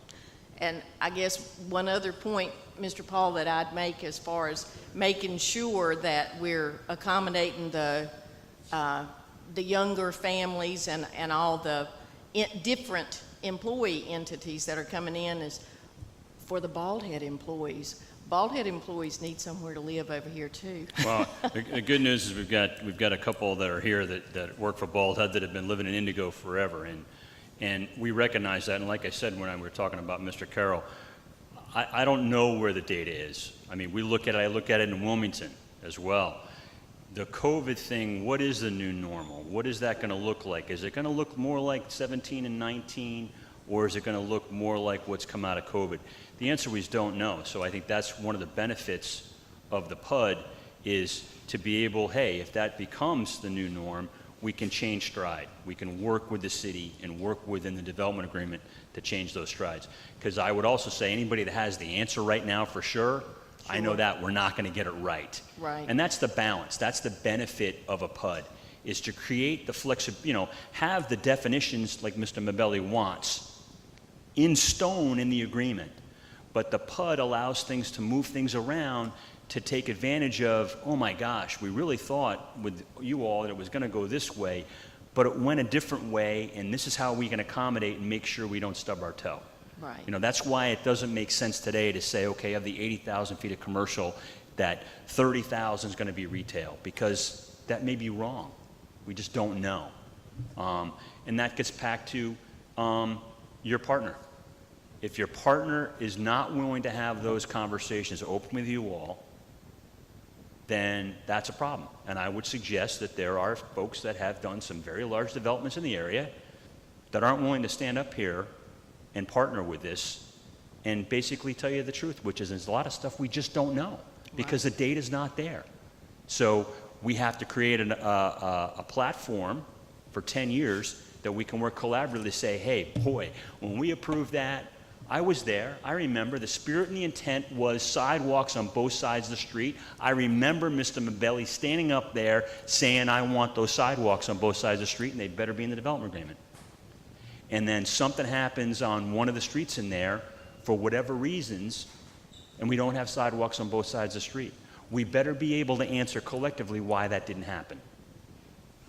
I just encourage us to have that flexibility as far as price points go too, because we've got employees, we've got smaller families, and We are in this for two reasons. One is to do something that's good, long-lasting, sustainable, and beneficial.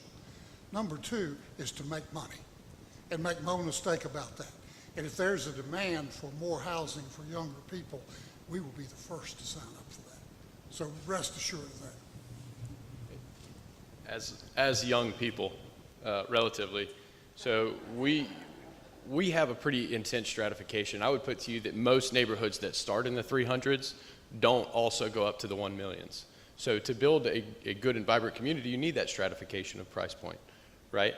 A lot of what you guys are citing, if I didn't put it in there, it came from the city's documents. So there's a lot of planning documents that are available to developers to use to quote either economic or especially demographic data. And you always have to be really careful where you get your demographic data from. So usually I try and get it from the city. So we're looking apples to apples. So, and I think that was done in 2020, as I recall. So that's where any of that influx data, the age data, whatever, we drew that from there. But like you, I imagine that young people hopefully will be living, in our community. that's all I've got. Thank you. Thank you. One last question from me over here. So I'm imagining the construction traffic is going to be a major impact. Can you paint a picture of what that might look like? I know it'll be over a 10-year period, but how do you see handling that without making everybody in town angry? I think the way we do that is we're going to have to work with Mr. Lloyd and create centralized, for the lack of a better word, laydown yards probably in the middle of the development. So really that those subcontractors that come in are treated like we've done in the past. They come in, the only reason why those vehicles are leaving is frankly to go get fuel. In terms of, I don't believe we'll be taking any dirt off that site. I think we'll be able to use most of it, if not all of it, so we won't be taking any aggregate away. I think the biggest issue from my perspective, just standing here taking that question cold, will be the paving contract trucks and the concrete contract trucks. We're going to have a very good plan on how we build that out, and I would propose what we do on Bald Head. When we're going to have a big pour for that, for the lack of a better word, of concrete or paving, we'll be calling Chief Coring and making sure that it's not done on, the Tuesday before the 4th of July, and we'll pay to have his on-duty or off-duty officers there to escort those trucks on site and off, just like we do on Bald Head. So that's a great question, and that's one that's really important to the current Indigo plantation community, because we have done some work post-Florence. If you recall, a lot of the sand aggregate that was used to restore the two bridges over the nuclear plant spillways, that sand and that aggregate we gave that to the city. We provided that to the city. That came from DLOT, I think, correct, Ms. Prunty? that we had there. And that became a problem because they were doing that. We were working with the county and the city, but the truck noise at 8 o'clock in the morning became a real problem.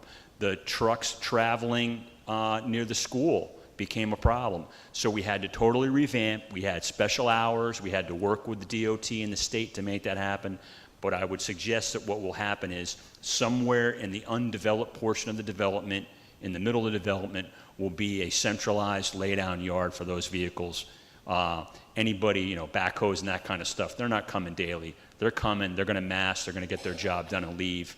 I think the big issue is when we do the paving pours and we do the concrete pours for the sidewalks, I would suggest that that's probably going to be worked out not only with Mr. Lloyd, but with Mr. Chief Coring as well. One last question, I hope. Some of the comments about the retail and commercial space, and even your comment regarding moving Mr. Peace out to this. No, having a second location, not moving the current Mr. Peace. I know, but some of that concerns me a little bit because we're almost creating a separate city center. We're creating a new space where people are going to want to go because the retail space is pretty. It's easy to turn into a shop or whatever it may be. Do you see that happening? What are your thoughts on that? So, it gets back to Mr. Lombardi's question. I don't envision myself, unless you all want to, that there's any really destination type retail. If we were going to do a Trader Joe's, we would do it on the 211s. We wouldn't put that down in this development for all kinds of reasons. One, there already is an urban core called downtown Southport, and that's the whole idea, the quaintness of the city. We don't want to replace that. We don't want to take away from that. We're here to you. What do you all want? What is your vision?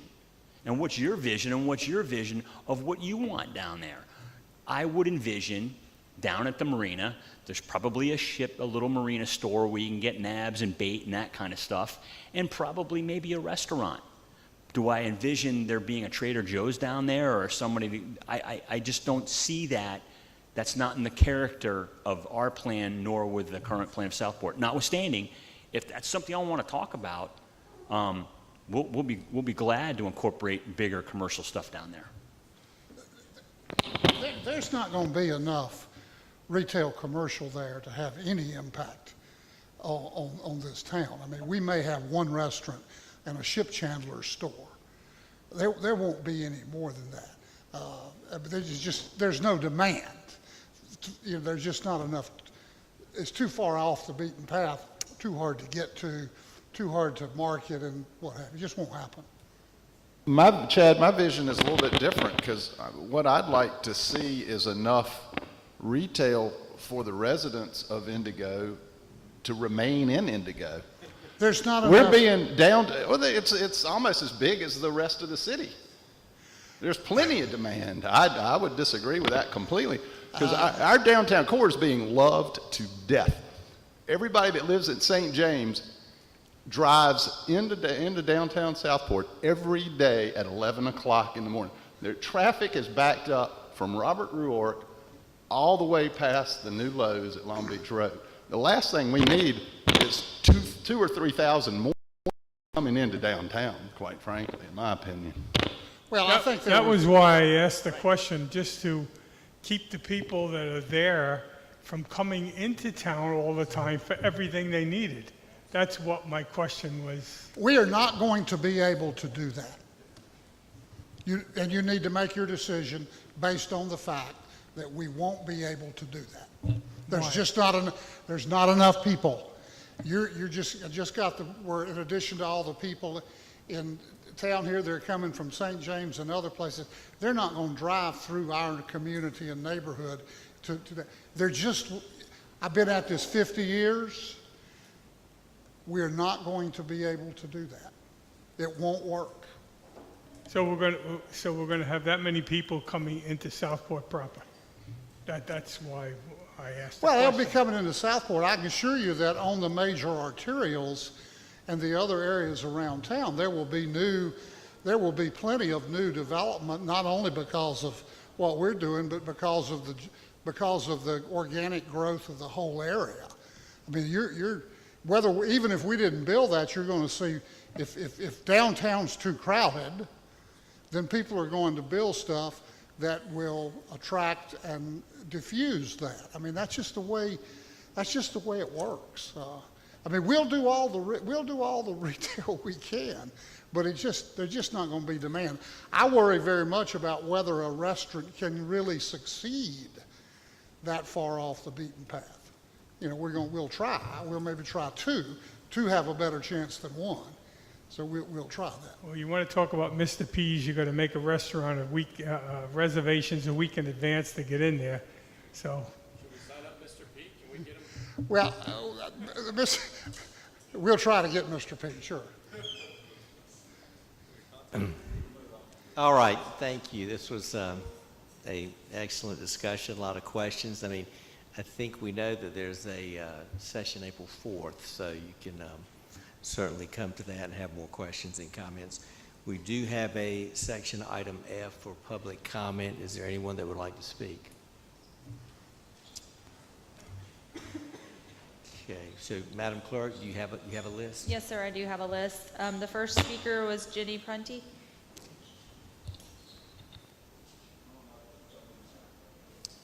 Yeah, you need to come up here and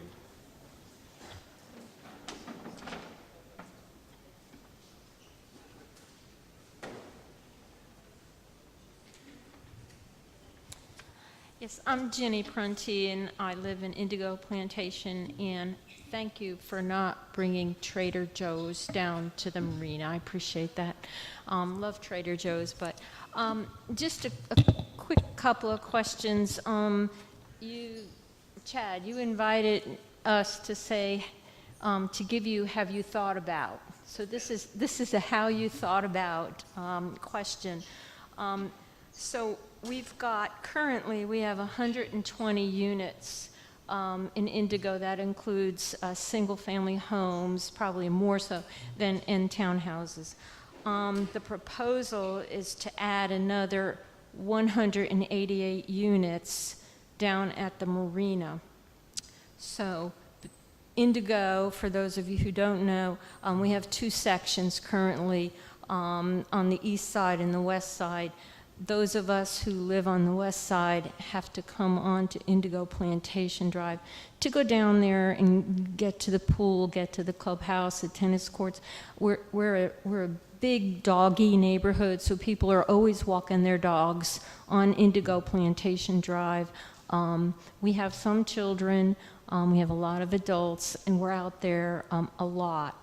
So I know your traffic engineer isn't here, but a question for your traffic engineer.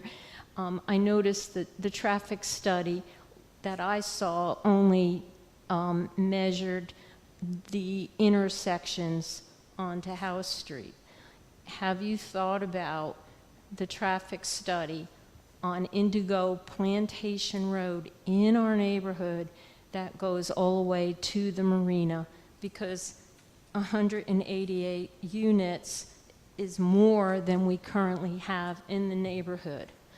So that's one have you thought about question for maybe the traffic engineer as well. The other question is on Indigo Plantation, one of the main thoroughfares from Robert Rourke that you talked about that's going to connect all the way down, and it's going to come out on Indigo Plantation, not on 9th Street, but on Indigo Plantation, right across, if I'm not mistaken, Chad, from the townhouses? Yeah, your D-lot, right? Yeah, right. So it's right there.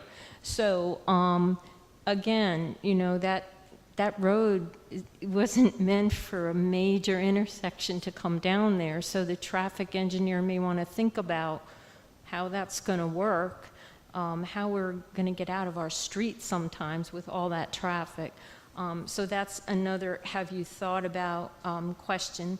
And the third have you thought about is on Indigo Plantation, have you thought about putting sidewalks on either side of that street, since, you know, there's going to be a lot of current neighbors that will be using that road, and also maybe improving the bike trails. And also, I'm assuming that road will have improvements on it because it really has taken a beating over the years from a lot of the big traffics, the trucks that have gone in there to those lots with debris and things from D Point and also, from the sand lots. So those are a lot of the have you thought about questions. Thank you. Yeah, and thank you for bringing your questions with us.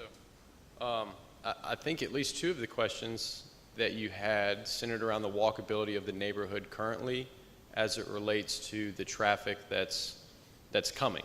In other words, if we add so many more cars and it's already difficult to walk my dog, it will become ostensibly twice as difficult. We're certainly happy, and I think if I've got it right, the areas you're talking about don't have sidewalks currently, so you have to walk sidewalks. We certainly intend to have sidewalks that connect and hopefully make it easier for the residents that live there.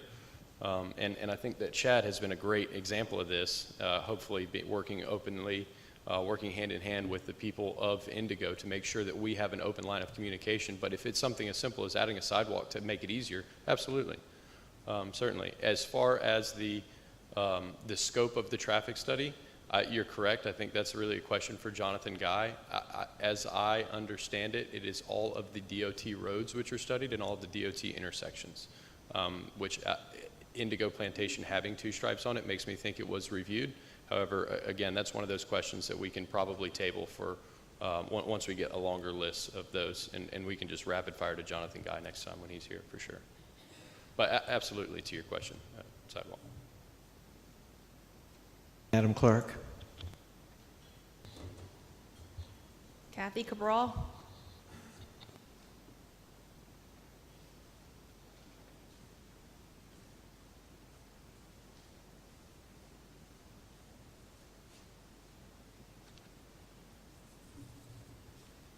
Good evening, Alderman, Mayor Hayden, members of the Planning Board. As the Planning Board and Board of Aldermen consider the application for the further development at Indigo Plantation via Project Indigo, it is important to consider the impact of another 1,500 homes on the citizens of Southport and the city, and the need for our representatives to move responsibly. It is no secret that our infrastructure is collapsing. We read about failing lift stations, a fragile waterfront, an electrical grid that is barely adequate for the current population and lacks any redundancy in the event of a natural disaster, collapsing streets, and a sewer system that requires additional investment. And those are the big ticket items. Fortunately, due to the efforts of our representatives, we have received some funding, although it is insufficient to correct decades of neglect and will require difficult decisions on prioritization and continuous searching for funding. With that background, the prospect of adding 1,500 plus additional homes will not be a moonshot for Southport, but rather a collision with a meteor. Our current infrastructure is struggling. Is the prospect of $1.6 million of additional tax revenue worth selling out to developers who bought a property with R20 zoning rights and are now seeking to dramatically increase the density of the development to improve the economics to them? Are the developers going to mitigate the potentially staggering increase in traffic at the two entrances and exits to the development? Are they going to pay to build the necessary fire, emergency, and police structures to support doubling the population of the city? Are they going to pay for the additional electrical investment necessary to support the development so that we avoid brownouts? A recent article in the Stateport Pilot quoted Brunswick Electric representatives estimating the cost of that alone at $2 million. Oops.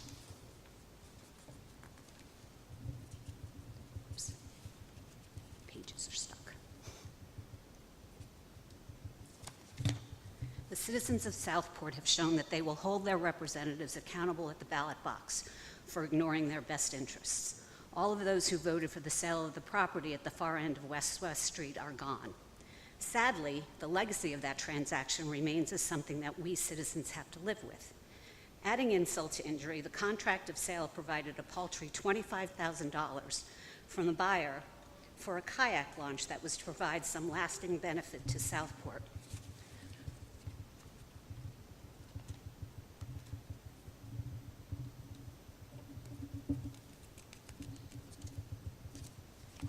Recently, that amount has been determined insufficient. It is unclear when, if ever, that kayak launch will be built. If the developers are given the zoning change they are requesting and are able to add 1,500 residences, doctor's office, and commercial buildings to Indigo Plantation, the citizens of Southport are likely to vote out those who voted to support it. That might feel good for a minute. Sadly, the legacy of that decision will remain forever, and it will be their legacy. Southport citizens will have to live with the memory of what once was and the individuals who failed to protect Southport from aggressive, irresponsible development. Every person sitting at the front of this room has said many times that they love Southport. I say prove it. Do not agree to the zoning change that developers are requesting for a property that was never intended to be zoned for that density. It will destroy the best of Southport. Thank you.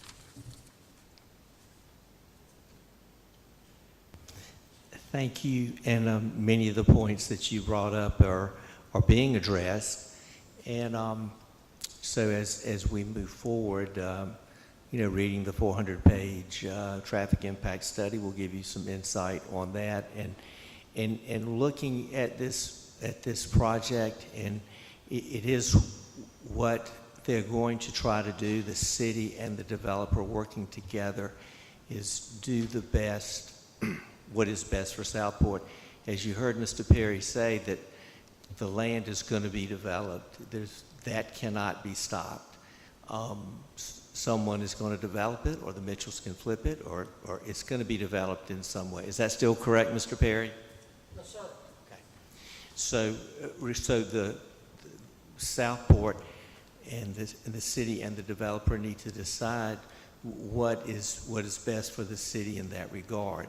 And it's difficult, and I understand the many points of view, and we'll work through it properly.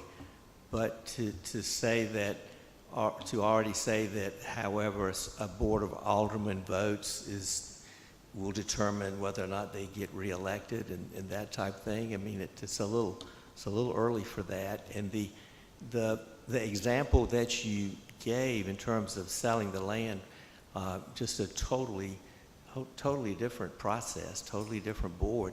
That was done at a meeting, and that was a continuation of a meeting, and it was allegedly a workshop, and a vote took place. So it's not the same comparison. But anyway, thank you for your comments. Madam Clerk. Matthew Lawrence.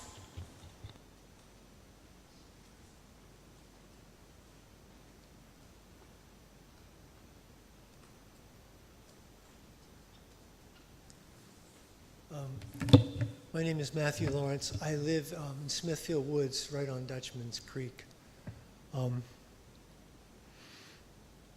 I spoke with the planning board last week, and I gave a rant about being concerned about traffic and go into the weeds. I looked at the traffic report today, the 400 pages on my little computer screen, and I need a guide to walk me through it, because it's pretty dense and almost unmanageable. So please pay attention to that.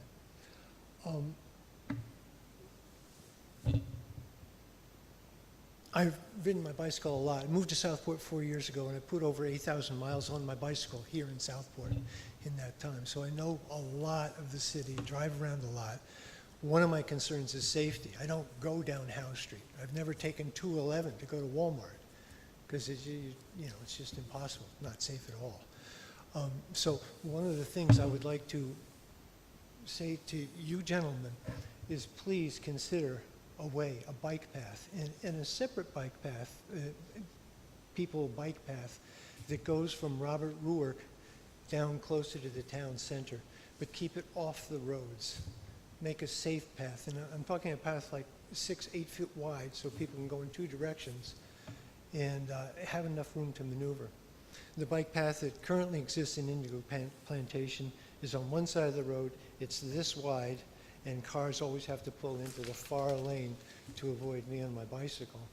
And I have to pull out into traffic if someone's walking their dog on the bike path. So it'd be nice to have a separate path as it's not on the roads. I would appreciate that. Seeing the development that's happened in this county in the last 4 years has been frightening. And in the town of Southport, we have the new, I'm blocking on its name, that's happening off of 11th Street, where the land was virtually clear-cut, and then they're going to promise to put back some trees. And I really appreciate the fact that these developers are save the trees, take out only what's necessary to put the roads in, and then work the houses in amongst with it. I like that idea. But this may be our best bet to have what's happening. If you go out 211, you see the other developments that are going in, you'll see acres and acres of just nothing, because it's going to be houses, and they're going to plant a few trees decoratively and probably designed by architects, you know, who line things up very nicely. So got to be careful with that.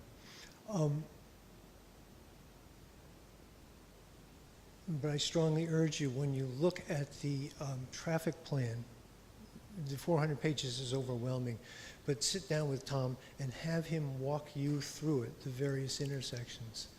The other thing that I see for the town that I'm very worried about is the fact of the get-out ability if we have to evacuate.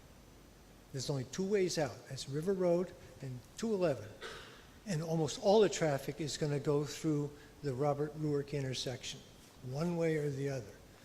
I'm supposed to turn onto 211. Other people in town are supposed to go up River Road out of here. There's got to be a third way out of town, because it's just, there's no way it's going to happen if everybody has to get out. And although, you know, it's always a possibility. Fukushima taught us that. Three River Island taught us that. So, and we're adding another 1,500 houses. The downside of all of this is, or not the downside, this land is going to be developed one way or another. That's obvious. And I must say, I like this group better than some of the other proposals that are developing outside. So it's a real difficult choice.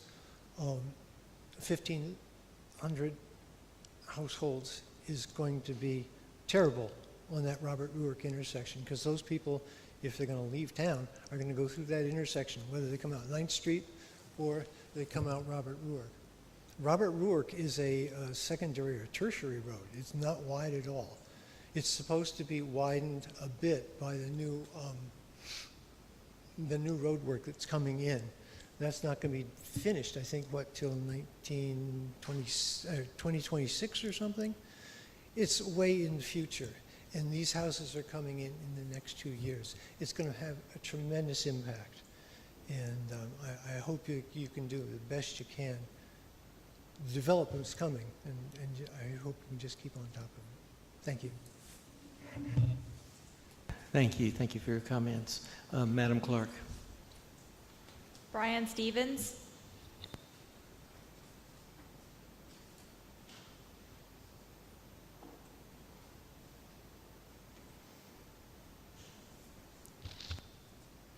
Welcome, Mr. Stevens.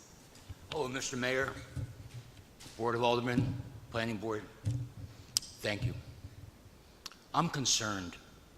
I'm concerned that we are trying to make too much out of Southport. Is what we create or allow to be created going to eventually take the peace and quiet and tranquility of our neighboring communities? Can we create something without destroying something? That something was all that we saw and felt that made us move here. Now we're slowly going to watch it disappear. I hear some terms today, interconnectivity. Is that just a euphemism for a cut through my neighborhood? I live in Cades Cove at the end of Caswell, and when Howe was shut down because we were putting sewers in there, we're putting new pipe in there, we saw all kinds of new people come through our neighborhood. Now there's going to be a gate, I understand, on Robert Ruark for this new community, and that those people coming up Robert Ruark facing 211 will say, well, I have another opportunity. Instead of going to the intersection, I can just cut through that neighborhood. You're going to destroy it. I paid $3,824 in taxes last year on my house. That's enough to allow me to have a little bit of privacy, a little bit of dignity, and not have cars within 10 feet of my house. A month ago, I was here asking that we consider putting a kayak launch in. When the property on West Street was sold, there was a deal made, and there was going to be some matching funds. And let me put this as an opportunity to ask you guys, would you consider putting in a decent public kayak launch in your facility? You're going to have people there that are going to be paddlers, not just a kayak, paddleboard or canoe, a paddlecraft, non-motorized boating. I ask you to consider that. I'm afraid when we look at this, we're referring to this as phase 1. Historical phase 2. Historical phase 2. Well, if there's a 1, there's a 2. If there's a 2, there's a 3. What I don't mean to cut the camel's nose under the tent. How far do we go before we say, well, geez, you know, we've already done that much, we can do more? I love Southport, as I'm sure you've testified just a moment ago how much you care for it. Let's make it better. Maybe it's not for everybody. We can't, what are we, the 12th fastest growing county in Brunswick County? Well, between the 12th and the 25th fastest growing county in the United States? Yeah. We have an opportunity.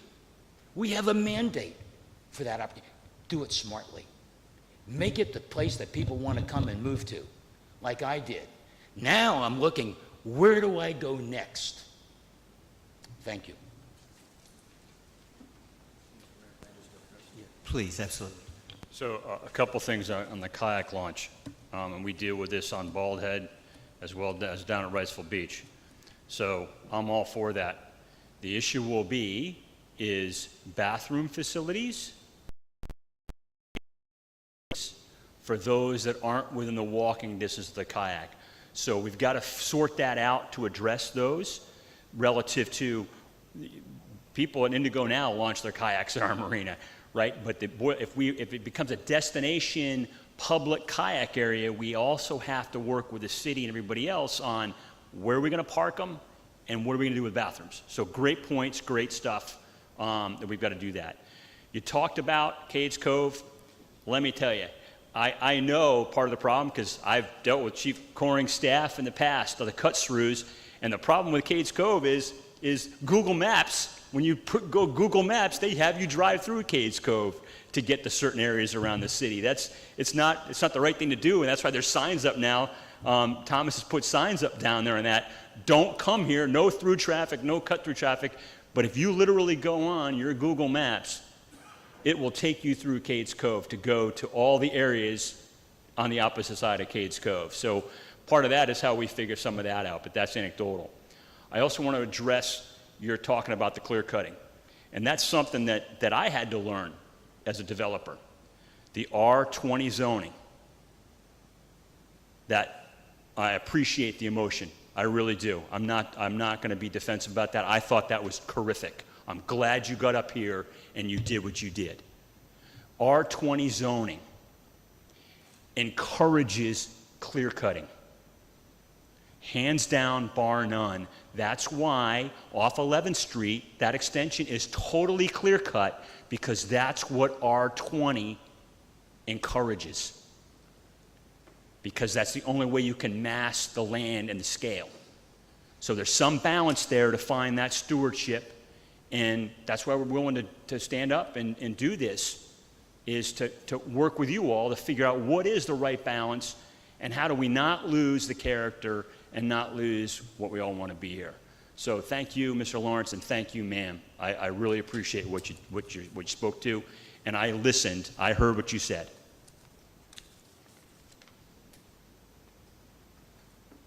good point, sir, on the traffic and the cutting through Cades Cove and that. And traffic is going to be a huge issue. It really is no question about it. Everybody agrees on that. That's 100% agreeability.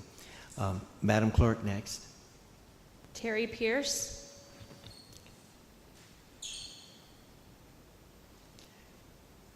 Welcome, Mr. Pierce.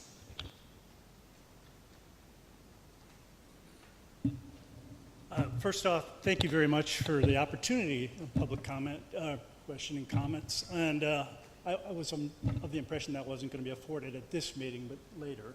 So thank you. I'll try and keep it short. Thanks to the planning board being here too. I had been serving a little bit of role as a bicycle advocate for the Brunswick County Transportation Planning.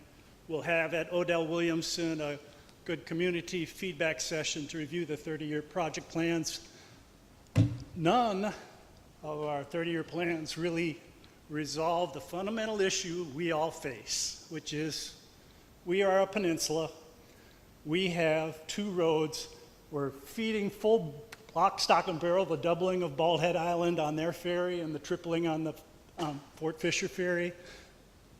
So if you look at where we came from, I took the 2010 census and just looked at the physical map of that census with 1,065 households and compared the little kind of graphic images that seem to be morphing on your display a bit, but took and outlined that just graphically, and then took a clipboard of that graph and started pasting that around all of the 2010 census. The 1,065 households is 6 times the surface area you've got, not including the nicely designed or shown moccasins and wetlands that we have back in there. You're missing 3 ponds, but some of that's because of Cades Cove and the overdevelopment. When people elevate and start raising stab ponds and such, they cause these moccasins to become standing lakes. The old vernal pond back there was probably a 1/4 acre. Now it's 3 acres. But, you've got those kind of things that are considered here. The bottom line is that our peninsula cannot handle infrastructure growth at that kind of volume. And we have to think, you guys have done a great job in the aesthetics with Bald Head development and Indigo currently. We just got to think in terms of how to manage the infrastructure capabilities when we have effectively what should be historically using 2010 census kind of information about 400 households, and under R20 maybe 750 households, not 1,500. And so if we can think of how to deal with the fact that we're a peninsula, the only thing I've seen out there, and of course it's not in the 30-year project plans for the current draft Brunswick County Transportation Planning, but basically crossing the creek and crossing the canal to get over to Long Beach Road's the only way to get another egress point to handle nuclear evacuations, to handle the infrastructure that's built for 500 households and not 1,500 in the current 2-road service with 2 ferries going out. So in order to keep it short, I just advocate that you rethink density.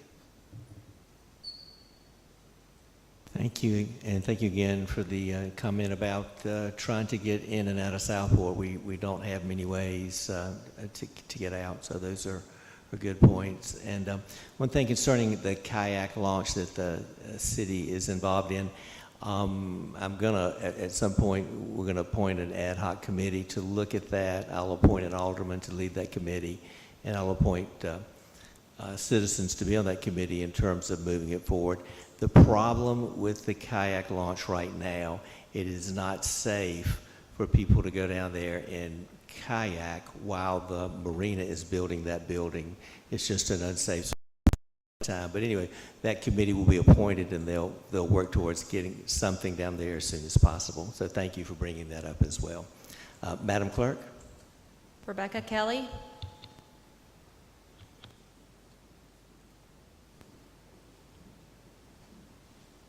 Welcome, Ms. Kelly.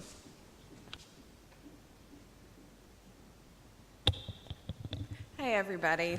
Thank you, Mr. Mayor and Aldermen and Planning Board for being here this evening and giving me the opportunity to speak. One thing about the kayak launch I just want to mention, we constantly have sewage overflows in Cottage Creek, and that's where that proposed kayak launch would go. So perhaps we should look at dealing with our sewer issues before we are concerned about launching kayaks into our sewage. Just a thought process there. Couple of things. So I live in Indigo. My parents bought a home in Indigo in 93, 94-ish. So I grew up in Indigo. Purchased a home in Indigo and when I moved back to the area. And I love the quiet aesthetic of what Indigo is right now. I understood what the zoning was when I purchased my property. And you understood what the zoning was when you purchased your property. R20 zoning was what was in place when you purchased the property. I implore you as the planning board, and I implore you as the aldermen, to look very carefully at changing the zoning that they understood when they purchased their property. I have been seated in planning board meetings where we speak to people who have already purchased their property, have done a wonderful presentation to try and change the zoning for their particular property, and they're turned down for that. So there is precedent to turn that down. I also want to remind everyone that you as the planning board have done a wonderful job with a tree ordinance that prevents clear cutting for any developments. So this R20 causes us to do additional clear cutting is really a non-issue. That's a moot point at this point. We've taken care of that in our city already. Switching over to PUD, we heard Mr. Perry say, this will be homes without children. Well, I have young children. I am not unique in Southport, and there are more of us coming with young children. Unless you are advertising this as a 55 and over community, I would be very careful saying that in front of a room full of people. We talked about Indigo in the summer back before '07, I believe it was. Yes, Indigo in the summer was heavily trafficked. However, it didn't coincide with the school traffic. Our school has grown significantly since that time and has even had an addition to the school since then. It's not the same animal as it was back in '07. So we need to look at that. And I think a few people have mentioned with the traffic studies, when you go down 9th Street, when school is letting out or coming in for the day, we're not looking just at those intersections because we have people that make the turn on the intersection and then they're stuck on 9th Street for the better part of an hour, waiting for the school to let in and out. So that's an important thing to consider. I live in Indigo, so I have had to go off-road in my vehicle to get past that traffic as it is to get to my home. So that needs to be carefully considered and may have been in that 400 pages. I haven't seen the 400 pages yet. PUD, so Mr. Perry, you did say that you were not going to allow short-term rental in your development. However, in our current UDO, if we are put in as a PUD, it is then left to the developer to make that decision of whether or not they want to put that in their POA or HOA information. You have already put in place regulations for short-term rental. I would caution you in letting a developer make that decision on his own without having that in your regulations over that property. You already have that in place when we have the R20 zoning in that development. So please consider that moving forward.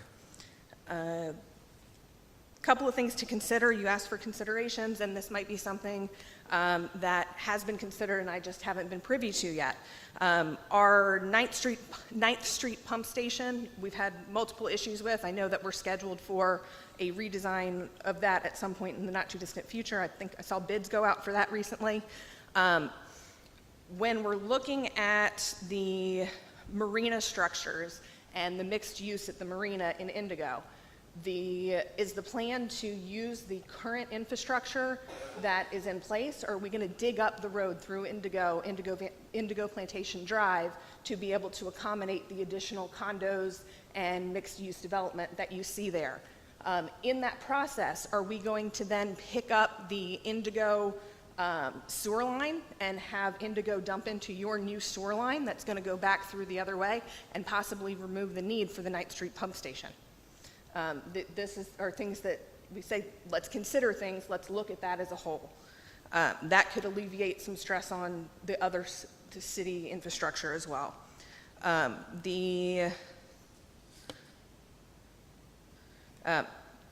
Ms. Hodgkins made a great point about the affordable housing.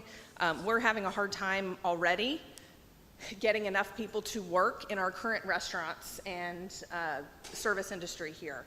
If we are trying to price out, I understand keeping a certain level in town. However, we need to look at what that full impact is of the people trying to get into different restaurants. We can't all call Mr. Pease and say, do you know who I am, to get a reservation there.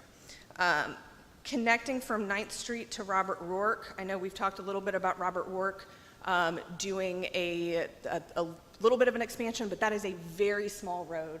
And when we're looking at Indigo dumping out on Indigo Plantation Drive and Robert Rourke dumping out on the other side, we're really needing to look at another access point for this property. Otherwise, it's going to be mayhem getting in and out. And I understand in April, we'll have the traffic guy here to talk a little bit more about that.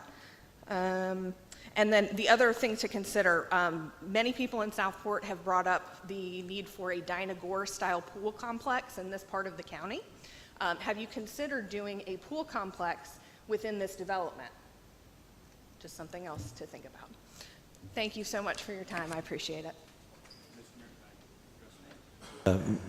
Mr. Paul will address Okay. some of those. So a couple of things too that I want to make sure. So the Mitchells, and actually Bald Highland Limited, which is owned by the Mitchells, owns 100% of everything. The partnership between Bald Highland Limited and East West Partners is going to come together subject to whatever we work out with you on the PUD. So Mr. Perry didn't buy the property and now come to say he wants to change the rules. The Mitchells own the property on the current rules, i.e. the current PUD that's already in place, that's been in place for, I don't know, Thomas, almost 30 years. And really the PUD adds the county property, which we purchased out of basically bankruptcy, that had 2,000 units planned through it. So Mr. Perry hasn't taken any risk. He's not here to take any fall on his sword and say, oh, I made a big mistake, I need to change the rules now that I bought the property. He has not bought the property. We have not. The partnership has not been consummated. He, in essence, has spent a lot of money to do all the development work and all the soft costs to get us to this point. So we recognize, the Mitchells recognize, and Limited recognize, hey, it is what it is. We have what we have. As it relates to there is one last lift station on the right-hand side as you go down Indigo Plantation Drive. It's right there before you make the sharp corner going into the marina.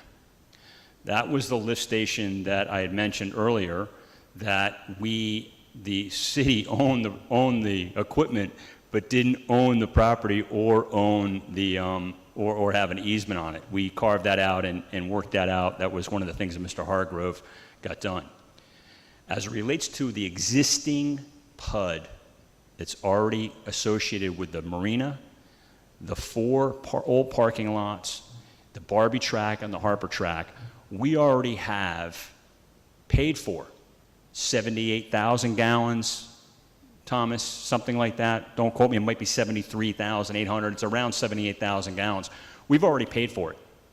Basically, the city is required, if we go to develop, to hook it right up to the current system and do that. That's not what we're going to do, because we know that the system is not right now, consciously, to be conscious consumers, it's not ready for that. So I would suggest that what will happen is we're not going to see lots of tearing up of Indigo Plantation Drive. What I would suggest, though, is that there might be some where you come down past B-Lot, right where that lift station is. That's all of our property right now. It's private property. That area, we might dig up some of that roads in order to get that water and sewer tied into the new system to go on out up through the Sandy Hook Station. So a couple things. Appreciate all of that. Those are all great comments. Thank you. Madam Clerk? There's no one else signed up, sir. Okay. Is there anyone else that would like to speak that didn't sign up? Anyone else that would like to speak again? I've got a question for Mr. Paul. What's your backup plan? So frankly, the backup plan for the Mitchells would be to just go ahead and if Mr. Perry, if we can't accommodate a partnership for the stewardship to make it work, the backup plan will be just to sell the property to the highest player based on the current zoning, and they can either go ahead and try to put the property under contract subject to coming to you all with a plan, or just taking it and running with it where it is and dealing with the fact that 85% of properties with the county and 15% of it's in the city. And that's not again, but it's not an ultimatum. I mean, that's why we're here. We're here because we think the stewardship aspect of the partnership going forward is better than the alternative. It's going to get developed. How do we develop it? We want input from you guys. But the backup plan is that they would just sell it, put it on the market and sell it. And I've asked a couple of people this question already, but I just want to put it out there for the public. Thomas, our tree ordinance does extend to the ETJ. It does. And so where we are is, to her comments regarding short-term housing or rentals, it'll be in the development agreement that will be an enforceable HOA, POA requirement. Now, in 25 years, when the world and the context changes, we've got to have something in that agreement that allows the city to make a change to that. Can't be us, can't be some successor to the declarant, but we're going to need something in the development agreement that will allow the city, under certain conditions, to change that. But we can easily take care of that, notwithstanding what planning has. We can solve that problem. That'll be in the development agreement on the short-term rentals. My purpose for putting that on the record is that I heard the word clear-cut or the term clear-cut multiple times this evening, and it doesn't sound like that's something that could happen either way. I would just suggest that look at what happened on 11th Street. Right. But what we did is we held back our development plan under the old UDO, which we could have done last November, to make it part of here. I'm just suggesting also, too, that the county zoning of R20 outside of the ETJ, in general, R20 zoning encourages, it doesn't encourage, it's the only way the developer can make it work. I don't want to talk about the development that's up the street on the left. I do agree with you, Mr. Carroll, but R20 zoning in the county R20 zoning, notwithstanding the ETJ and what you have done here in Southport, that encourages clear cutting. All right, Excuse me? I'll be straight up with you, ma'am. I did not know that you took it with the UDO and the planning board, with your all approach, made that decision to override the R20 zoning and insert a tree requirement. I did not know that until tonight. We fortunately have one of the strictest tree protection ordinances in the state. Yes, ma'am. Just like Bald Head has likewise a very strict tree ordinance, and that's why, again, we're not going to have anything where we're not even in clear lots. The lots will stay with the trees on them until they're sold and built on. But you have repeated several times this implied threat that if you don't get what you want, there would be clear cutting. No, ma'am. Don't take that as a threat or anything to that matter. If that came across that way, that was not my intent. Okay, thank you. Thank you for... Yes, Ms. Cabral. Yes, come up to the microphone. Yes, ma'am.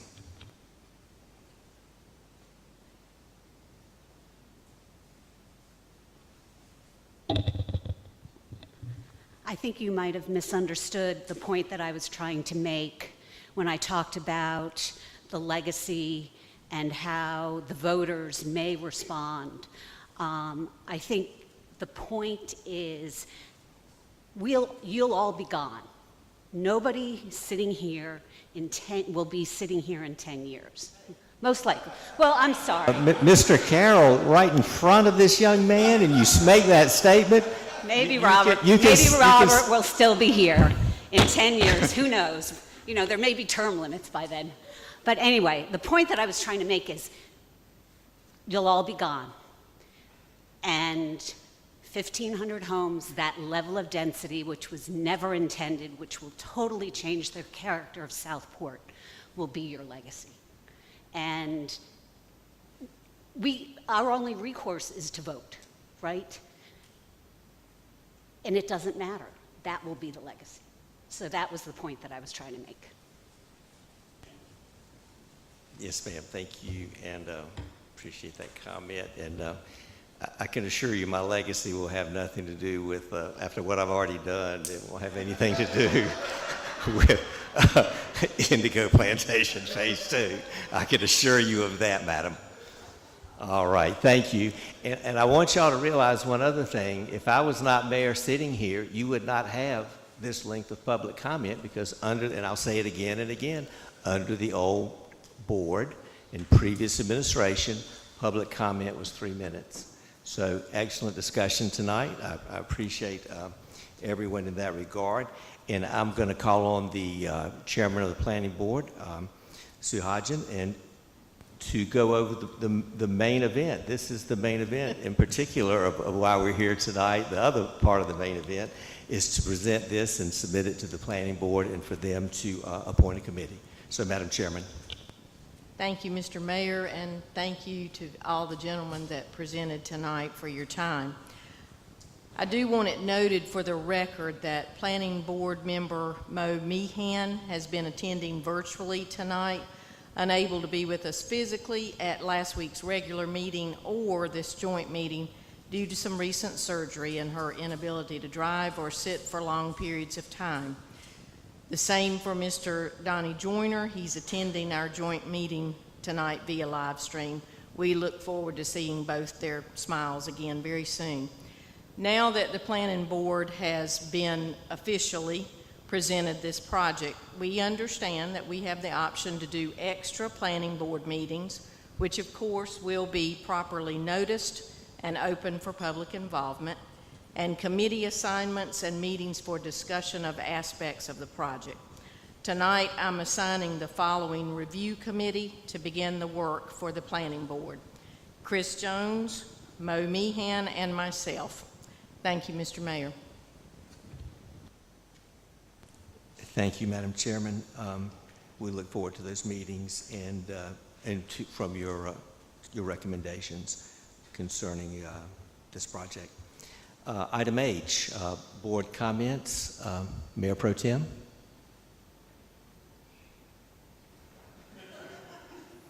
You can say no. I know I could say no, but somehow I can't. But I am going to shorten my remarks. No, really, I'm going to skip through. I tell you, one of the things, as you can tell, Mr. Perry, we're passionate. Chad Paul knows, he's from around here. We're passionate about our town. Everybody here cares. On your website, it says a development firm that understands what matters. You can tell that everything matters to us because this is, we all love our town. We have a lot of gratitude that we get to live in this very special place. We have a lot of humility with understanding our responsibility. And I appreciate all y'all being here and allowing all of this conversation. Real quick, just a couple of things. We know that the decades of slow change are behind us. We recognize that Southport serves as this urban core for a huge amount of people, subdivisions down the 211 and 133 corridor. Sustainability and affordability are not new issues for a small town like ours. And I know you and the people you work with are land use experts in planning the Indigo Phase 2 project conversation.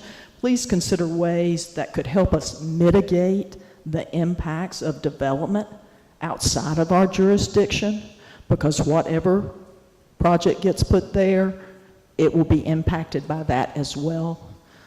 Please consider the importance of diversity within a community. Over the past 20 years, our community has lost much of its diversity. Please consider ways to include a range of affordable housing opportunities. We need to have diversity to be a whole community. And going forward, as we all work together towards the best outcomes for our city, I want to thank everyone for participating, citizens, staff, planning board. Y'all, thank you so much for taking the time to be here with us and to help us share our understanding of what matters. Mr. Mayor, may I respond for just a moment? I think that's wonderfully said. And the comments you made just a minute ago about us helping you shape development outside of your jurisdiction, that's what we're doing tonight. We're offering to bring 375 acres into your jurisdiction. And we're asking you to work with us in a spirit of partnership to make that something that you want and that we can successfully and sustainably execute. So I think the greatest contribution we can make is to work with you, hopefully in a collegial and compatible manner, to come up with a solution for this to be part of Southport, rather than just being some additional neighborhood in Brunswick County. Your comments about diversity and affordable housing are duly noted. We will be doing a multifamily section in here. I can assure you there will be an affordable housing component in that. We're building a brand new community in Wilmington right now where we're 10% of the homes are going to be affordable for 60% of the median income or less. We volunteered that. I believe strongly in that. We built more affordable houses in Chapel Hill than any other developer by a factor of a number of factors. And I can assure you that diversity of all kinds, age, gender, race, are compelling reasons to develop in a sustainable and responsible manner. Thank you for your comments. I couldn't agree with you more. Excellent comments. I'm glad you decided to speak. And affordable housing is so crucial to our area, and we certainly will continue to work on that. Thank you, Mr. Perry. Mr. Lombardi? Okay. Reverend Lowe Davis. Thank you. I think it's important that we identify what happened tonight. We heard a very sophisticated, well-prepared sales pitch and a hard sell. We've also heard, so far, not one word of yay, yay, let's do this from the public. And I want to encourage the public to continue to come to every public hearing. Make your voices heard. Eventually, we will be the ones deciding, and I don't want to make a decision without knowing what the majority of Southport wants. I also want to thank in advance the Planning Board for, 3 hard months ahead of you before it gets to us. You got to really dig into this thing. Thank you in advance. I'm good, Mr. thank you. Okay, thank you, Mr. Allen. Mr. Carroll. Mr. Alt. I want to echo Lowe Davis's comments about the public coming to every meeting and having your voices heard. I want to compliment the planning board and bless you because you have a lot of work ahead of you. I've had these plans for over 100 days now, and I still can't make heads or tails of them. Ms. Mabelli, am I pronouncing that correctly? You hit the nail on the head. I've been asking for that, what you just asked for over 100 days. I want to see the diagram, not that fuzzy thing that was up there. I really don't want to see that. I want to see a diagram. I think, Thomas, help me with the term. The final something plat map or something like that. What's it called? At the end of the day, what you get after it's approved? So, I mean, at the end of the day, it would be a final plat for recordation, but at this stage, they wouldn't do that because you have to do a whole lot of engineering prior to getting to that point. Well, they have in their minds where they want to have the stuff done. It'll give us a perspective of what's happening. When you get to see down at the lower end, the 40-foot tall condos jammed into those parking lots, when you get to see wherever the commercial is, because we don't know exactly what a commercial is or where those people are going to be driving in and out of, which end of the development they're going to be driving in and out of. You've nailed it on the head, but you have a lot for you, and I compliment you all for I'm sure there's going to be input from all of you back and forth, not only the three. Thank you, sir. Thank you, ma'am. Okay, I want to thank, I certainly want to thank the city manager again for the city staff in putting this together. I particularly want to thank East West Partners, Ballhead Island Limited for their presentation. I want to thank the planning board for their hard work that's waiting for them and their willingness to take on this task. Again, thank city staff. Thank the public for being here tonight, for watching online, and for your comments. And we will keep doing this. As I said, you have 6-7 more times for public comment. You'll have a long question and answer session. April 4th, we'll be here, and we'll try not to miss the game. It is NCAA Final Four, and the Duke game is tonight, as I see Reverend Alderman Lowe Davis look at me. So with that, I'll entertain a motion to adjourn. A second? Meeting adjourned. Thank you.